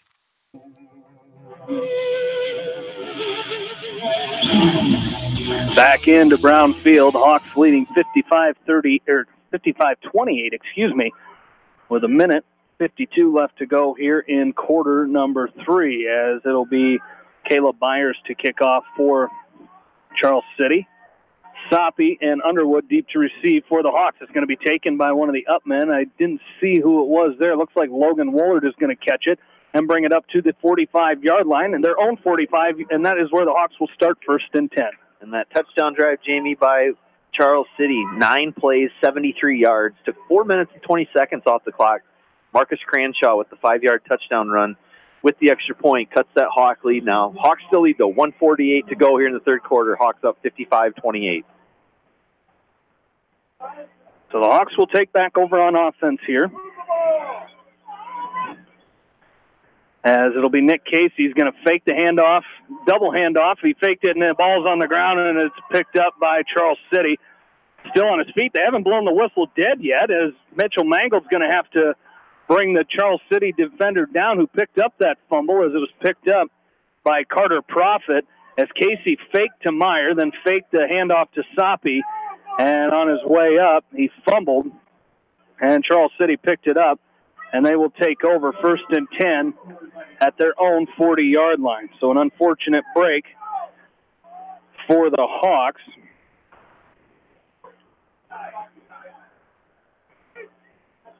So the defense will be right back onto the field for the Hawks here. And now I don't know what they're discussing here. Sure. I mean, if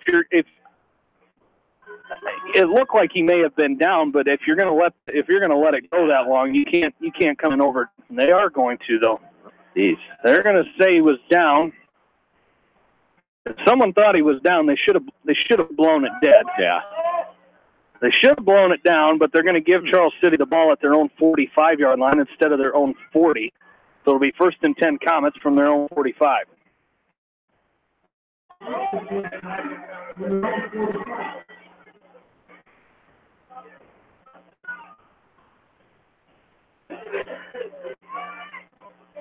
As 1st and 10 for Charles City. Hawks lead 55-28, a minute 38 left to go in this third quarter. They're going to hand it off to Heights up the middle. He falls forward to midfield. Gain of 5 yards there. It'll bring up 2nd down and 5 for the Comets. Again, ball right at midfield. The Hawks leading 55-28 with now a minute 10 left to go in quarter number 3. Under center is Cranshaw. He looks to pass here. Now under pressure, and he went to run forward, and he slipped. Credit the tackle that time to Cody Wenger, as he's going to be all the way back at the 43-yard line. A loss of 7 there will bring up 3rd down and 12 for the Comets. So 3rd and 12. Nice. Hawks again benefiting. Again, that field very slick out there, as you can start to see the dirt, the mud start to come through the turf out there, especially around right where Charles City has this ball on offense. As Chapman goes in motion, they fake to him. Looking to pass is Cranshaw. He's got a man out there. It's Heights right around midfield. Brought it down. Nice open field tackle there by Jared Voss at the 49-yard line of Charles City. Pick up a 4 yards there. It'll bring up 4th down and 8. Well, 4th and 6, I should say. 4th and 6 upcoming for the Comets. Yeah, that's a good open field tackle, like you said, Jamie, by Jared Voss there. And I'm impressed with his the way he's played today. He's played well. He's been played disciplined. He's been a sure tackler, and his future's bright. The sophomore Jared Voss. Well, that's going to do it for our third quarter. Hawks lead 55-28. We will take a break and come right back. You're listening to West Delaware Football from KMCH Sports. This is Sarah from It's So Me Boutique in downtown Dyersville, inviting you to stop in, look around, and let us assist you in finding the perfect outfit for any occasion. We offer fashion-forward trends for women, including plus sizes, baby clothes, shoes, and fun accessories to complete any look. It's So Me Boutique in the heart of downtown Dyersville. And check out our Facebook page.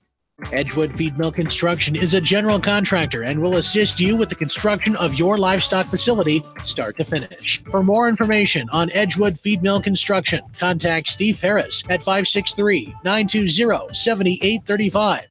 For the best selection of Chevy, Buick, and GMCs in the area, see Bob Stephen Motors in Manchester. We offer straightforward pricing and carry a low overhead, so we can pass those savings on to you. We also take care of you after the sale and offer a state-of-the-art service department with ASE trained technicians. For a full list of our inventory, visit us on the web at bobstephenmotors.com. Eastern Iowa Sports Station, Mix 94.7, KMCH.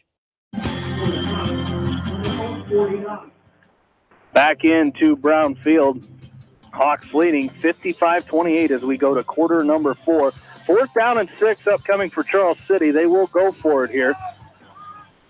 As under center is Cranshaw. He looks to pass. He's looking across the middle, and it's going to be incomplete, but almost intercepted by Logan Wynn. Carter Profit was the intended receiver. Probably okay, because if Wynn catches that or intercepts it, it's going to be on our own 40, but now the Hawks get the ball. It should be at the Charles City. That about the Charles City 49. Yeah, right at the 49-yard line of Charles City.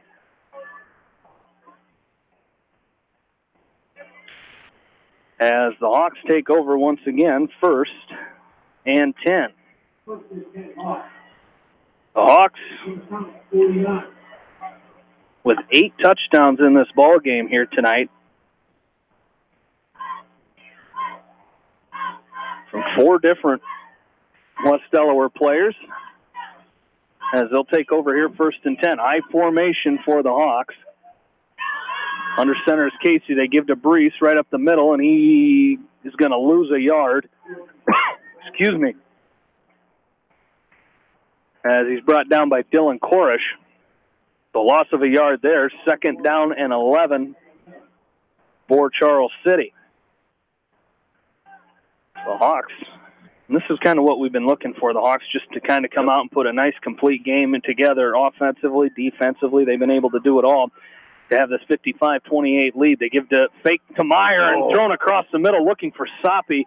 Almost intercepted by Dylan Korish. He made a nice effort there to get in the way of that ball, but it falls incomplete and it'll be 3rd and 11 for the Hawks. Yeah, and if Korish doesn't get his fingers on that, that's probably 6 for the Hawks. So that was a nice play by Charles City's Dylan Korish of knocking that ball away. So 3rd down and 11 for the Hawks. Casey looks to pass, looks across the middle. He's got Mangold there and incomplete. Just out of the reach of Mitchell Mangold. And it'll bring up 4th down and 11 for West Delaware.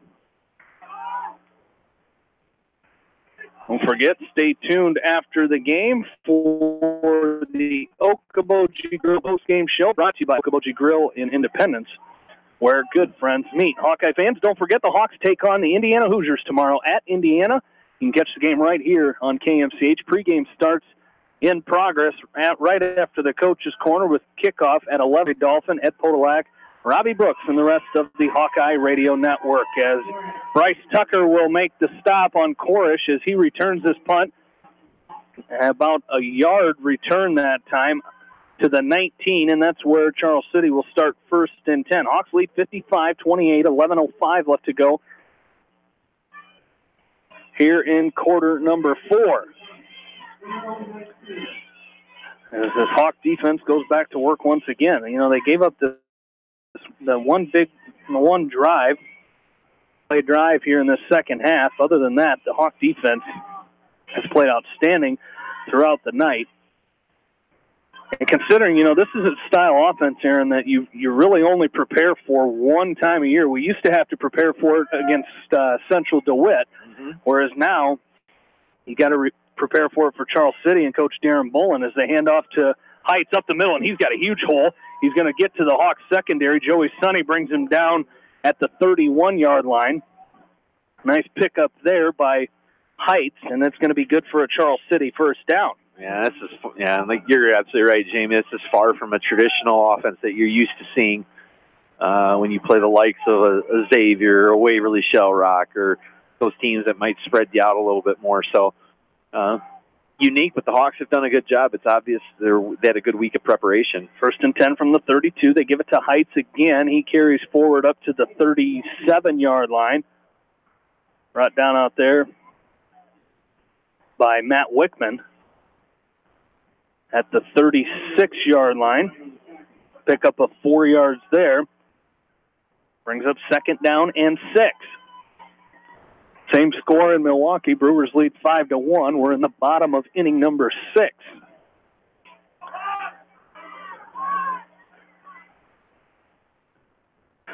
As they send a man in motion, looked like somebody jumped on that line, but they give it to Heights up the middle. He's got enough for the 1st down. Finally brought down across midfield to the West Delaware 49-yard line. Brought down, it was Sonny who made the stop for the Hawks, and they're actually going to give it to him at the 48-yard line.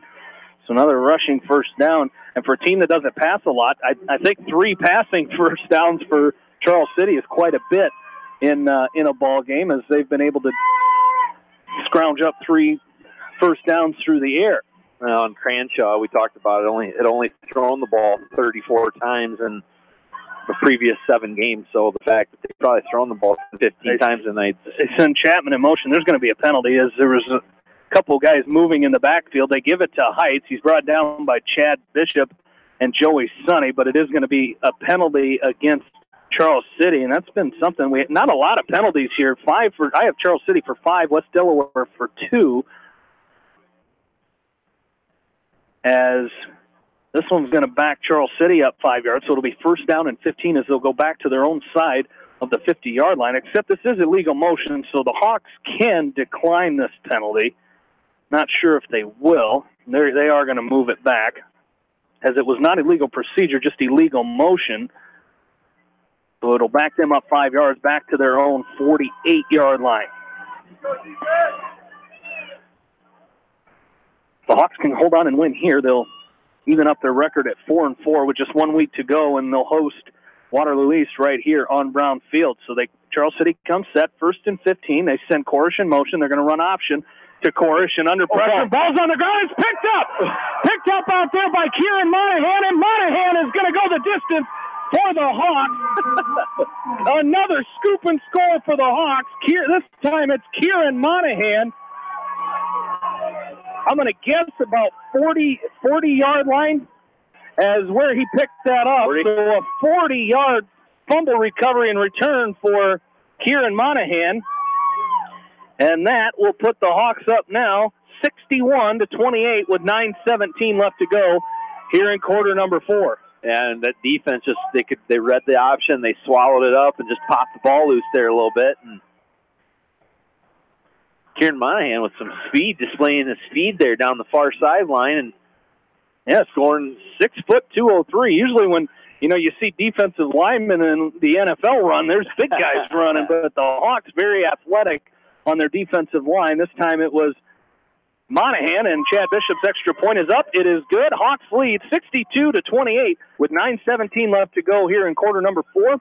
We'll take a break and come back. You're listening to West Delaware football from KMCH Sports. When it comes to financial planning, most financial companies focus on your income. At Northwestern Mutual, we focus on your outcome. It takes the right financial partner who cares as much about your future as you do, building a financial plan to meet your life's priorities and helping you achieve the financial security you're after. Focus on your financial outcome with Northwestern Mutual. Contact me, Mitch Payton, or Matt Schulte today. You and Northwestern Mutual, stronger together. Are you looking for great food and a unique atmosphere? Then make Okoboji Grill your next lunch or dinner destination, or enjoy 2-for-1 happy hour every Monday through Thursday from 4 until 6 p.m. That's Okoboji Grill, 1749 Golf Course Boulevard in Independence. Okoboji Grill, where good friends meet. Your home for the best high school sports coverage in Eastern Iowa. Let's go! Mix 94.7 KMCH. Back into Brown Field, the Hawks lead 62-28 with 9:17 left to go in this ball game. As Mitchell Mangold set to kick off for the Hawks, Korish and Chapman deep to receive for Charles City. Jamie Vasky, Aaron Pleen, and Bill Logan back with you.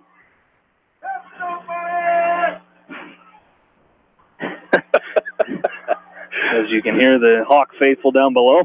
Mangold's kick is going to be taken by one of the up men. It's Cale Rosiska, as he's just going to fall on it back at his own 38-yard line. That's where the Comets will take over, first and 10. And that last touchdown, I was going to say drive, but it wasn't a drive. The last touchdown there for the Hawks, Kieran Monahan with the 40-yard fumble recovery and took it all the way to the house for a touchdown. With the extra point, puts the Hawks up now 62-28 with 9:16 to go here in this fourth quarter.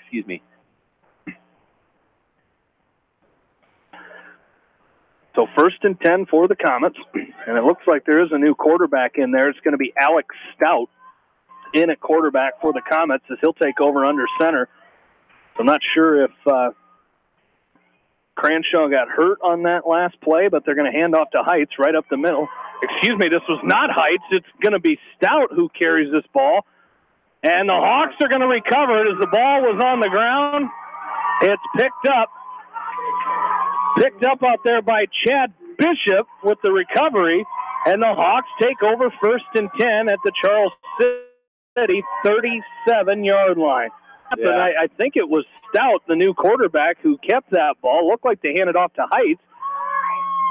The ball came loose, and the Hawks recover it. It'll be 1st and 10. For West Delaware at Charles City's 37-yard line. Hawks already lead this game 62-28 with 9:10 left to go in the ball game. They come set, shotgun formation, trips to the right for the Hawks. Cale Meyer in the backfield. They give to him right up the middle, 35-30. He's got a lot of room, 25. Now down to the 20. Cale Meyer down to the 12-yard line, and that's going to be good for a first down for the Hawks. Cale Meyer, a nice little run there, got through the line of scrimmage. And the linebackers, there was a linebacker out in coverage out here with those trips for the Hawks, and he was able to scamper all the way down to the 10-yard line is where they mark him down. It'll be 1st and goal West Delaware, and the Hawks want a timeout. That'll be their first of this second half. With 8:58 to go in the game, Hawks lead 62-28, and we're back after this from KMCH Sports. American Trust and Savings Bank wishes all area athletes and coaching staff continued success. American Trust and Savings Bank with locations in Dyersville, Farley, Dubuque, and Des Moines. Simply better banking. Check them out at americantrust.com. Member FDIC, equal housing lender. Sight and good vision is very easy to take for granted until it is taken away. Advanced Eye Care Associates of Eastern Iowa is here to help you. Advanced Eye Care Associates of Eastern Iowa, located at 225 West Main Street in Manchester and 1113 West 3rd Street in Vinton.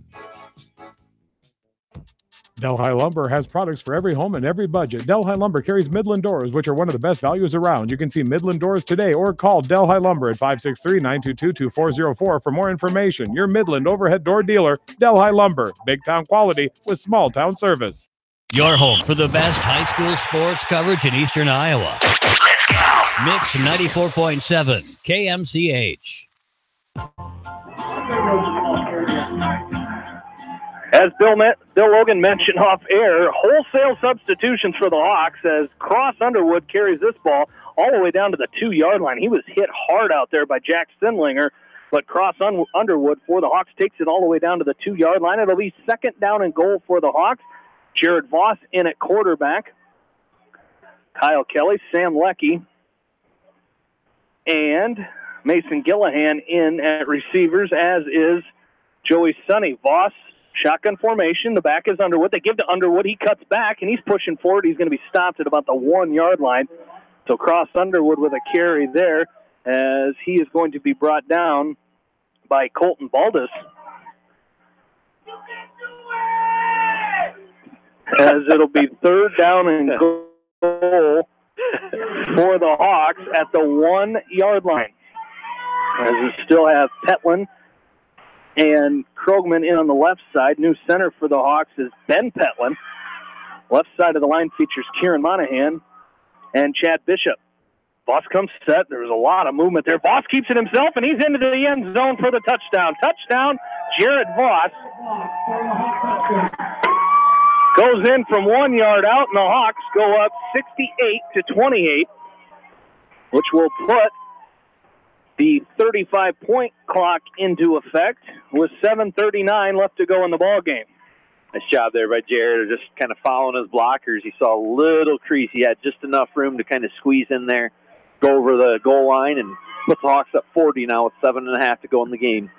As Chad Bishop will be on to attempt the extra point here out of the hold of Gavin Soppe. I think Gavin's out there directing traffic. As a couple new guys in there on the offensive line for this extra point. As Bishop's kick is up, it is good. Hawks lead 69-28 with 7:39 left to go in the ball game. We'll take another break and come back. You're listening to West Delaware football from KMCH Sports. This is Dr. Tim Collier from Dental Associates of Manchester. We take pride in the environment we provide our patients with a caring attitude and unsurpassed comfort. For the kind, compassionate, and competent dental care you deserve, call us at 927-GRIN. Dental Associates of Manchester, creating healthy smiles for life. Jay's Auto Supercenter in Manchester has quality pre-owned vehicles, great financing options, a full-service department, body shop, and detail department. See their full line of vehicles online at jsautosales.net. That's Jay's Auto. Customer satisfaction is their #1 priority. Jay's Auto! This is Jamie Vasky from Don & Walt LLC, your independent Lennox dealer in Manchester. For residential or commercial plumbing, cooling, and heating needs, and top-quality Lennox furnaces and air conditioners, see Don & Walt LLC on East Main Street in Manchester or call 927-2232. Mix 94.7 KMCH. Back into Brownfield, Jamie Vasky, Aaron Plain, Bill Logan back with you. In-studio producer tonight is Ashley Vick. Hawks lead 69-28 with 7:39 left to go. As I didn't see who kicked that off. Was it Cody Wanger? It was. It's going to be taken by big number 74 as he's going to bring it out to the 25. Careful of the fence there, big fella, as that was Jace Seithamel. Returns that one to the 25, and that's where Charles City will start 1st and 10. Touchdown drive, Jamie, by the Hawks. 4 plays, 37 yards after the fumble recovery. Took 1 minute and 31 seconds off the clock with the extra point. Jared touchdown run with the extra point puts the Hawks up now 69-28 with 7 minutes to go here in the 4th quarter. So 1st and 10 for Charles City, and it looks like maybe another new quarterback in there for the Comets, as this is going to be Wyatt Stevenson. And it looks like a new running back as well. That jersey is way too clean to be Trevor Heights, as they're going to give it. Ball's out again. City having a hard time here. They get it? No, Hawks get it? They did. Yeah. They did. The Hawks are going to recover it. Matt Wickman with the fumble recovery as the ball came out again, and the Hawks, was that the third? Yep. Third possession in a row. The Hawks have recovered a fumble. And they will take over 1st and 10 at the Charles City 24-yard line. Again, continuous clock here. Hawks leading 69-28. 6:10 left to go in the 4th quarter. As Jared Voss will come back in as quarterback. Sam Leckie, Joey Sonny, Kyle Kelly, Mason Gillahan are the receivers. Cross Underwood, the running back. It's Voss. He gives to Underwood. Off to the right side, he's going to be brought down by Stevenson. Out, gets to about right back to the line of scrimmage, so no gain there. As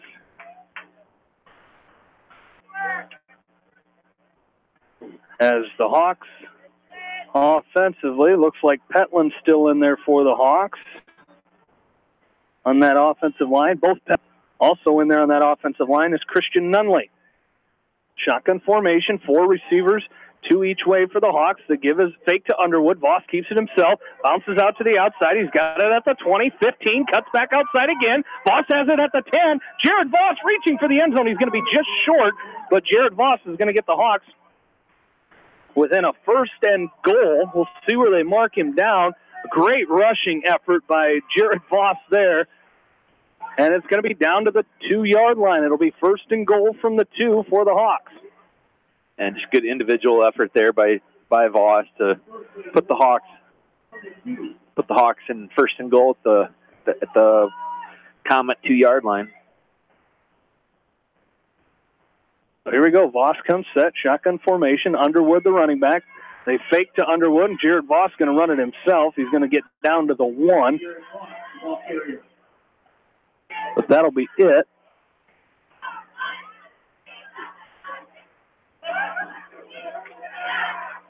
As just kind of checking some scores here. Cascade trailing, 19-6. 6 minutes left to go in the ball game there. I believe Waukon has come back to take the lead over Anamosa. As we come back set here, shotgun formation next to Voss, and the shotgun is Underwood. They run Voss left side, and he gets stood up again, just short of the goal line. So it'll be 3rd down and goal upcoming for the Hawks.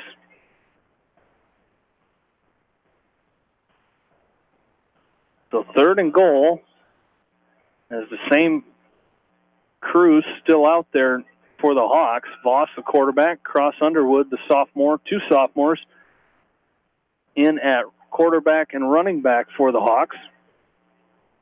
Independence trailing 27-0. With about 2 minutes left to go in that ball game. As here we go, shotgun formation. Voss is going to run right. Underwood blocking for him. Voss trying to get to the outside, and he's going to lose about 4 yards back to the 5, brought down by Alex Stout. And it'll be 4th down and goal for the Hawks. We'll see what the Hawks do here. No, it's kind of an interesting decision here. I mean, as Coach Wink has not made a call yet. Now he's going to make a call. They are going to go for it here, as they have it 1st and goal at the Charles City 5, leading 69-28, 2:35 left to go in the ball game. Voss fakes to Underwood, runs to the left side, and he cuts back, and he's going to be brought down. As I believe, a little extra pushing there at the end of that play, as he's brought down out there by Alec Ellsburn. And the Hawks will turn the ball over on downs. Leading 69-28 with 2:10 left to go in this ball game. So the Hawks will move to 4-4 on the season. Charles City, with the loss, will also go to 4-4. The Hawks will come out defensively. Logan Woolert in as a cornerback. Also out there for the Hawks is Brody Todden. Cross Underwood in at linebacker. Chad Bishop in as a linebacker. Also out there for the Hawks is Jamison Smith.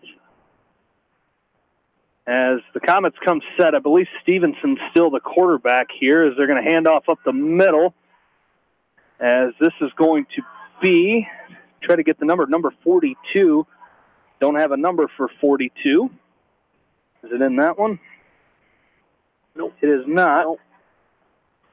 So they run up the middle for a gain of 4 yards there. It'll be 2nd down and 6.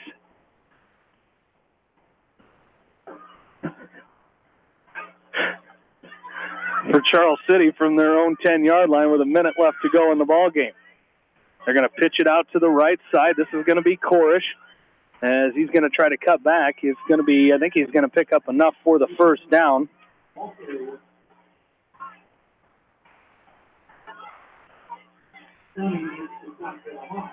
So it'll be 1st down for Charles City. They're 10th on the ground in this ball game.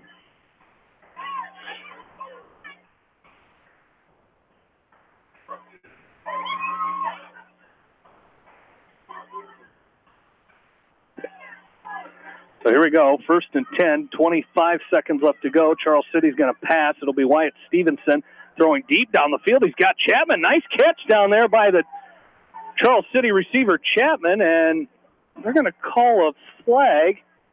They're going to say that Woolert hit him when he was out of bounds. Chapman is down over there. I didn't think that was anything malicious over there by Logan Woolert. Chapman, of course, still down on the sideline. He came down, and I think Woolert hit him kind of immediately. As the clock will stop here, it'll be 1st and 10 for Charles City as it's out to the 45-yard line. Looked like it was just a bang-bang play, but I think they're going to get Logan Woolert for a personal foul. So that'll be the Hawks' 2nd penalty defensively, 3rd of the ball game. Yeah, I'm with you, Jamie. I didn't see anything on there that would constitute a late hit or a personal foul or anything like that. Just kind of. So that's going to move it all the way down to the West Delaware 41. They're going to start this clock again with 15 seconds left to go. The Hawks are going to win the ball game. Charles City has time for one more play. And they're going to run a man in motion. They're going to pitch, and it's going to be fumbled and then picked up by Mitz Conception. And he's going to be brought down, and that's going to do it. Brought down out there by Matt Wickman, and that's going to do it. Hawks are going to win the ball game 69-28 as the Hawks will move to 4-4 with 1 week to go. And a good effort here by the Hawks as they end their 4-game losing streak here tonight on Brown Field. as the Hawks win it. Stay tuned for the Okoboji Grill postgame show as it comes your way next, right here on Mix 94.7 KMCH. Family fun and great food await you at Lightning Lanes Family Center and Captain and Tennille's Sports Bar. Come out for a fun night of bowling or watch the big game on their 10-foot HD big screen. And of course, great food and your favorite beverages. Lightning Lanes Family Center and Captain and Tennille's Sports Bar on East Main in Manchester. Farmers Savings Bank proudly supports all area athletes and their coaching staff. For all your banking needs, visit them in Colesburg, Elkport Garber, Strawberry Point, Arlington, and Aurora, or online at farmersavingsbank.com. Member FDIC. If you are in need of rental equipment such as skid loaders, high-reach forklifts, and man lifts, contact Jason at Moyle Rental Services or check out our website at moylerentalservices.com. Moyle Rental Services of Manchester wishes all area athletes and coaches the best of luck. Biofield is your headquarters for all your seed, chemical, and fertilizer needs. They have professional service and quality products needed to bring the best crop to market. Biofield, providing growth opportunity for 18 locations across northern Iowa and southern Minnesota. The Eastern Iowa Shopping News and the Dyersville Commercial recognize the hard work and dedication of all area athletes. Check out the weekly sports section in the commercial for scores and information. The Eastern Iowa Shopping News and Dyersville Commercial, supporting your communities. For fan food, not fast food, visit your after-the-game headquarters, Manchester Dairy Queen. It's quick, it's easy, your family will love it. Manchester Dairy Queen.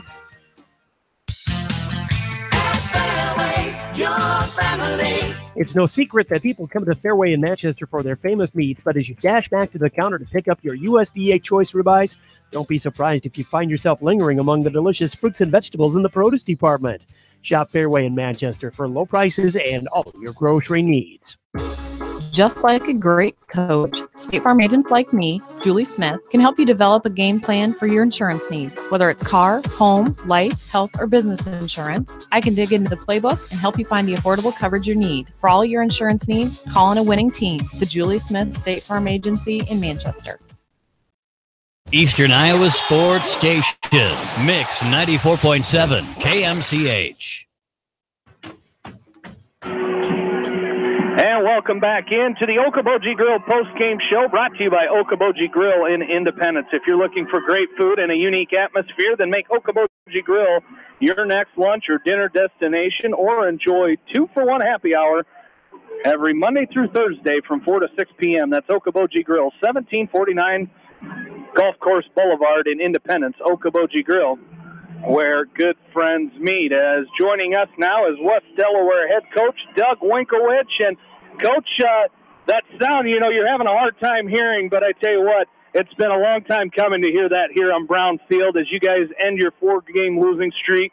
But what a great effort by the kids tonight. After that loss last week, it's been real simple for the guys to kind of call it or phone it in for the year, but a great effort by the guys tonight. I'm really happy. I tell you what, there's nothing better than hearing that song here on Brown Field. I'm proud of these guys. Like you said, it had been really easy to tank it. We had a tremendous week of practice. We did a little soul searching this week. We had some kids really step up. I tell you what, Cale Meyer played fantastic. Our offensive line played just tremendous tonight. I'm really, really happy with those guys. I thought defensively, that's a tough scheme to stop, and I thought our kids did a pretty good job. Well, you only face it every so often. You used to have to plan for that against Central DeWitt. Now Charles City comes in with that triple option offense, but something we haven't seen in a long time at West Delaware, a scoop and score, let alone 2 of them. Great ball awareness by Brees and Monahan, and just a great job by that defensive line reading those option plays. Yeah, and that's the thing we've been talking about all year, just make a play. Make the play, make any play. And tonight we had a lot of those things happen, went our way. Really happy for those guys, and that was a great group effort. Well, you got one more week to just kind of end this thing on a high note, and you get to come right back here. What better way to end the season than right here on Brown Field? That's right. We'll be back here Friday night, get a chance to honor our seniors, and just build a little momentum. All right, Coach Winks, thanks for joining us, and congrats on the win tonight. Thank you. West Delaware head football coach Doug Winkowich here in the post game as the Hawks victorious tonight, 69-28. Aaron, a great effort all around, defensively, offensively for the Hawks, and got to get some guys in and get get a first look at some of these guys tonight. And I think the Hawks, moving forward, really like what they see in the groups that got to come in here late in that ballgame. You took the words right out of my mouth, Jamie. It was great on a number of levels. The Hawks get a nice win tonight. Really a dominating win right from the get-go. You know, when you score on the first play of the game, big 81-yard touchdown run, and then it just kind of steamrolled from there. And yeah, you get to see a glimpse of the future. Some of these Hawks, these sophomores that are next year when they'll be juniors, and I think the future is bright for West Delaware football, and tonight was just kind of a glimpse of that. But all in all, on both sides of the ball, special teams too, I thought the Hawks played really, really well. Well, the future's a lot brighter for the Hawks than it is for the Dodgers the rest of this game, as they trail 5-1 in the bottom of the 7th inning to the Brewers. As we welcome on, hey, Bill Logan's standing by. How's the Cubs doing? You know what? We're soaking up the off-season. Soaking up the sun. We are soaking up in the losers bracket. We're golfing. We're swimming. We're having a great time in this off-season. You know, you can only. Oh, I'm sorry. It's 6-1. That's a solo home run by Jesus Aguilar. Now 2-1, 10-1. Hey, you know what? It's only one loss. It's only one game, right, Bill? They just wanted to split Milwaukee. Yeah, there you go. Hey, Bill, what a great effort. You know, Coach Wink was having a hard time hearing us with the Thunderstruck playing in the background, and what a welcome sign that song was here tonight to end a 4-game losing streak. Well, it is, and the field's not that great a shape, but they want the students out here, and the students are not going to leave for a little while yet, I don't think. So, yeah, what a great night here, and played a really, really complete game. Special teams, I mean, they got challenged this week. I was at practice Wednesday, and I was in the locker room before the game. They got challenged, you know, and I was glad to see them come out, you know, right off the way. That first play kind of just set the tone, and that's something the Hawks haven't done the last couple of weeks is come out and play right off the bat in the first quarter. And man, they did it tonight. And Charles City, you know, took a punch in the mouth, but they weren't going to go away or keep going. And, you know, anytime the defense can score a couple times, man, those defensive guys get fired up because they get to score. So, you know, just a really, really nice overall game here for the Hawks tonight. And, you know, you always like to see that on Brownfield. Well, you know, that was, you know, Aaron and I talked with Coach Wink. You know, we haven't seen a scoop and score in a long time in West Delaware football, let alone 2 in one night. And I tell you what, Brees, obviously we know what he can do running the football, but Kieran Monahan looks really good running down the football field as that defensive lineman. Yeah, there's a little talk here on the sideline. You know, it's nice when they can trash talk amongst themselves, but he was figuring out maybe he'd be second string fullback next week. So, you know, kind of some neat things happen here tonight. Everybody's happy, and you know, what a great way to go out here and, you know, now get ready for a big emotional week. You know, I mean, it'll be tough for the seniors next week. It's going to be the last game. It'll be the last game on Brownfield, and, you know, they're going to have to come out here, and they talked about it tonight, and, you know, go out and make some memories, go out and make some plays, and they did. You know, so hopefully that's some good momentum will carry over into next week. All right, Bill, some final stats from tonight's game. Well, I just about ran out of lead in my pencil here tonight there for a while, and the referee was asking me, he says, I got another one here, you know, because they were going up and down the field. For the Hawks, 39 carries for 258 yards. Meyer with 201 yards on 23 carries. 11 out of 16 passing. At one point had 10 completions in a row for 202, so 460 yards. So a really nice mixed offense there. And anytime you can get 400 yards and 200 each, that's a really, really offensive night. For Charles City, they carried the ball 47 times for 245 yards, 146 by the fullback Heights, who did a really, really nice job just right up the middle. 6 out of 10 passing for 109, 354. Coach was talking to him. He says, what did they get, 400? I said, no, he kept them under that. And he goes, well, that's kind of what they were looking for, is to just, you know, try to keep them under a respectable number, because that's a dangerous, dangerous offense, and you really have to prepare for a lot. So really good night for the Hawks. Absolutely. As hey, this goes for the both of you. We're kind of letting Swish pull away with this thing a little bit, as Swish won our picks again last week. As if we can't be dividing these up anymore, we got to pick, boys. We may. The three of us may have to start just kind of going against Swish here, and because we can't really 1 point under, 1 point over. We're going to have to, but we got to pick somebody who's going to win, because we can't really do a lot of splitting up these last few weeks, because there might not be enough. As Swish, with the Hawkeye win last week, as the Hawkeyes won that game. What was the final score of that game? 48-31. 48-31. Had the highest amount with 48. Of course, that's what Iowa had. Ryan, our guest picker last week, was second with 43, but he doesn't count because he didn't win anyway. Bill had 41. I had 40, and Aaron a lowly 29 points. So Swish this week, he's thinking that they're going to get into a track meet with the Hoosiers, which I'm not sure you want to do if you're the Hawkeyes. Swish has 42-24. The final score in favor of the Hawkeyes. So, I don't care who wants to go next. You know what? I'll go next. There we go. I don't care that. I don't care. Yeah. But I don't know if we need to go above Swish on that one because 66 points is a lot, although Indiana scored 79 last week. I know. And Indiana's probably got a better 26 offense. against Ohio State. Yeah, okay. Fine, guys. I am going to go 43-24 Hawkeye. There we go, That's boy. 67 points. He's done. His reign is over. So I'll go next because I'm going to go 41-24. 41-24. Now we got him boxed so bad. So that'll be 65. He ain't winning this week. Yeah, Aaron, not winning. Aaron, this one's all yours to win, baby. Aaron, you can go get a little and I sacrificed ourselves. Now get him. You're going to pick the Hoosiers. I'm not comfortable in this game. I'm not. I don't know. Okay. Go ahead and pick them because then I win. You know what? Okay, so if I pick Iowa and Indiana wins, none of us win, right? No, the guy that goes third wins. Trust us, somebody besides Swish is winning. You know what? That's right. I this game scares me. I am gonna pick the Hoosiers. I think Indiana's gonna win. I'm gonna go 31-27. 31-20. So that doesn't even matter. So I would have won nothing.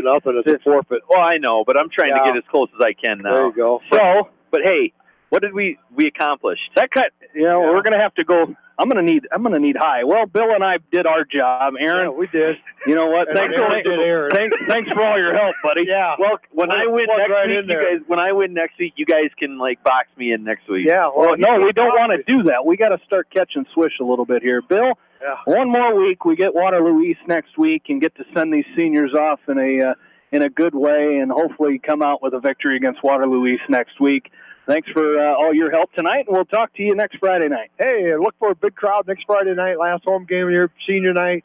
Temperature's supposed to be about 20 degrees warmer than it was tonight. It was a good football night down here tonight. Agreed. If it's going to be around 60 next week, hope to see a big crowd on senior night. All right, Bill Logan, thank you very much. We'll talk to you next week. There's Bill Logan down on the West Delaware sideline tonight and every night for West Delaware football here on KMCH. As we'll take one more look at our scoreboard here tonight before we sign off. Just trying to get some final scores that we have updated here. Not too many final scores. As add this one here right now, 19-6, I believe, correct, in the fourth quarter. All right, we'll take a look at the scoreboard here. Waverly Shellrock defeats Independence 27-0, the final. In that game, in the fourth quarter, Western Dubuque leading Marion 55-28. Late in the third quarter, Monticello leads Oline 43-8. Also in the fourth quarter, Waukon leading Anamosa 30-24. In the fourth quarter, West Branch leads Cascade 19-6. Edco defeats MSL Marmac tonight 40-6. And Wapsie Valley defeats East Buchanan 21-18. There it is. And that's going to do it for the Okoboji Grill postgame show, brought to you by Okoboji Grill in Independence. If you're looking for great food and a unique atmosphere, make Okoboji Grill your next lunch or dinner destination, or enjoy 2-for-1 happy hour every Monday through Thursday from 4 to 6 p.m. That is Okoboji Grill, 1749 Golf Course Boulevard in Independence. Okoboji Grill, where good friends meet. And that's going to do it for us here tonight. Want to thank the sponsors of West Delaware football on KMCH. As Halloween's coming, you need some Halloween candy, Aaron. Encourage you and, of course, our listeners to get out there and please shop locally for your Halloween candy and for whatever needs you may have. And thank the sponsors that allow us to bring you West Delaware football every Friday night throughout the fall sports season. Want to thank in-studio producer Ashley Vick for running the board for us this evening. And most of all, thank you, the listeners. So for my partners Aaron Pleen and Bill Logan, this is Jamie Vaskey saying good night from Brown Field in Manchester, where once again the final, the West Delaware Hawks 69, the Charles City Comets 28. You've been listening to West Delaware football on Eastern Iowa Sports Station, Mix 94.7 KMCH.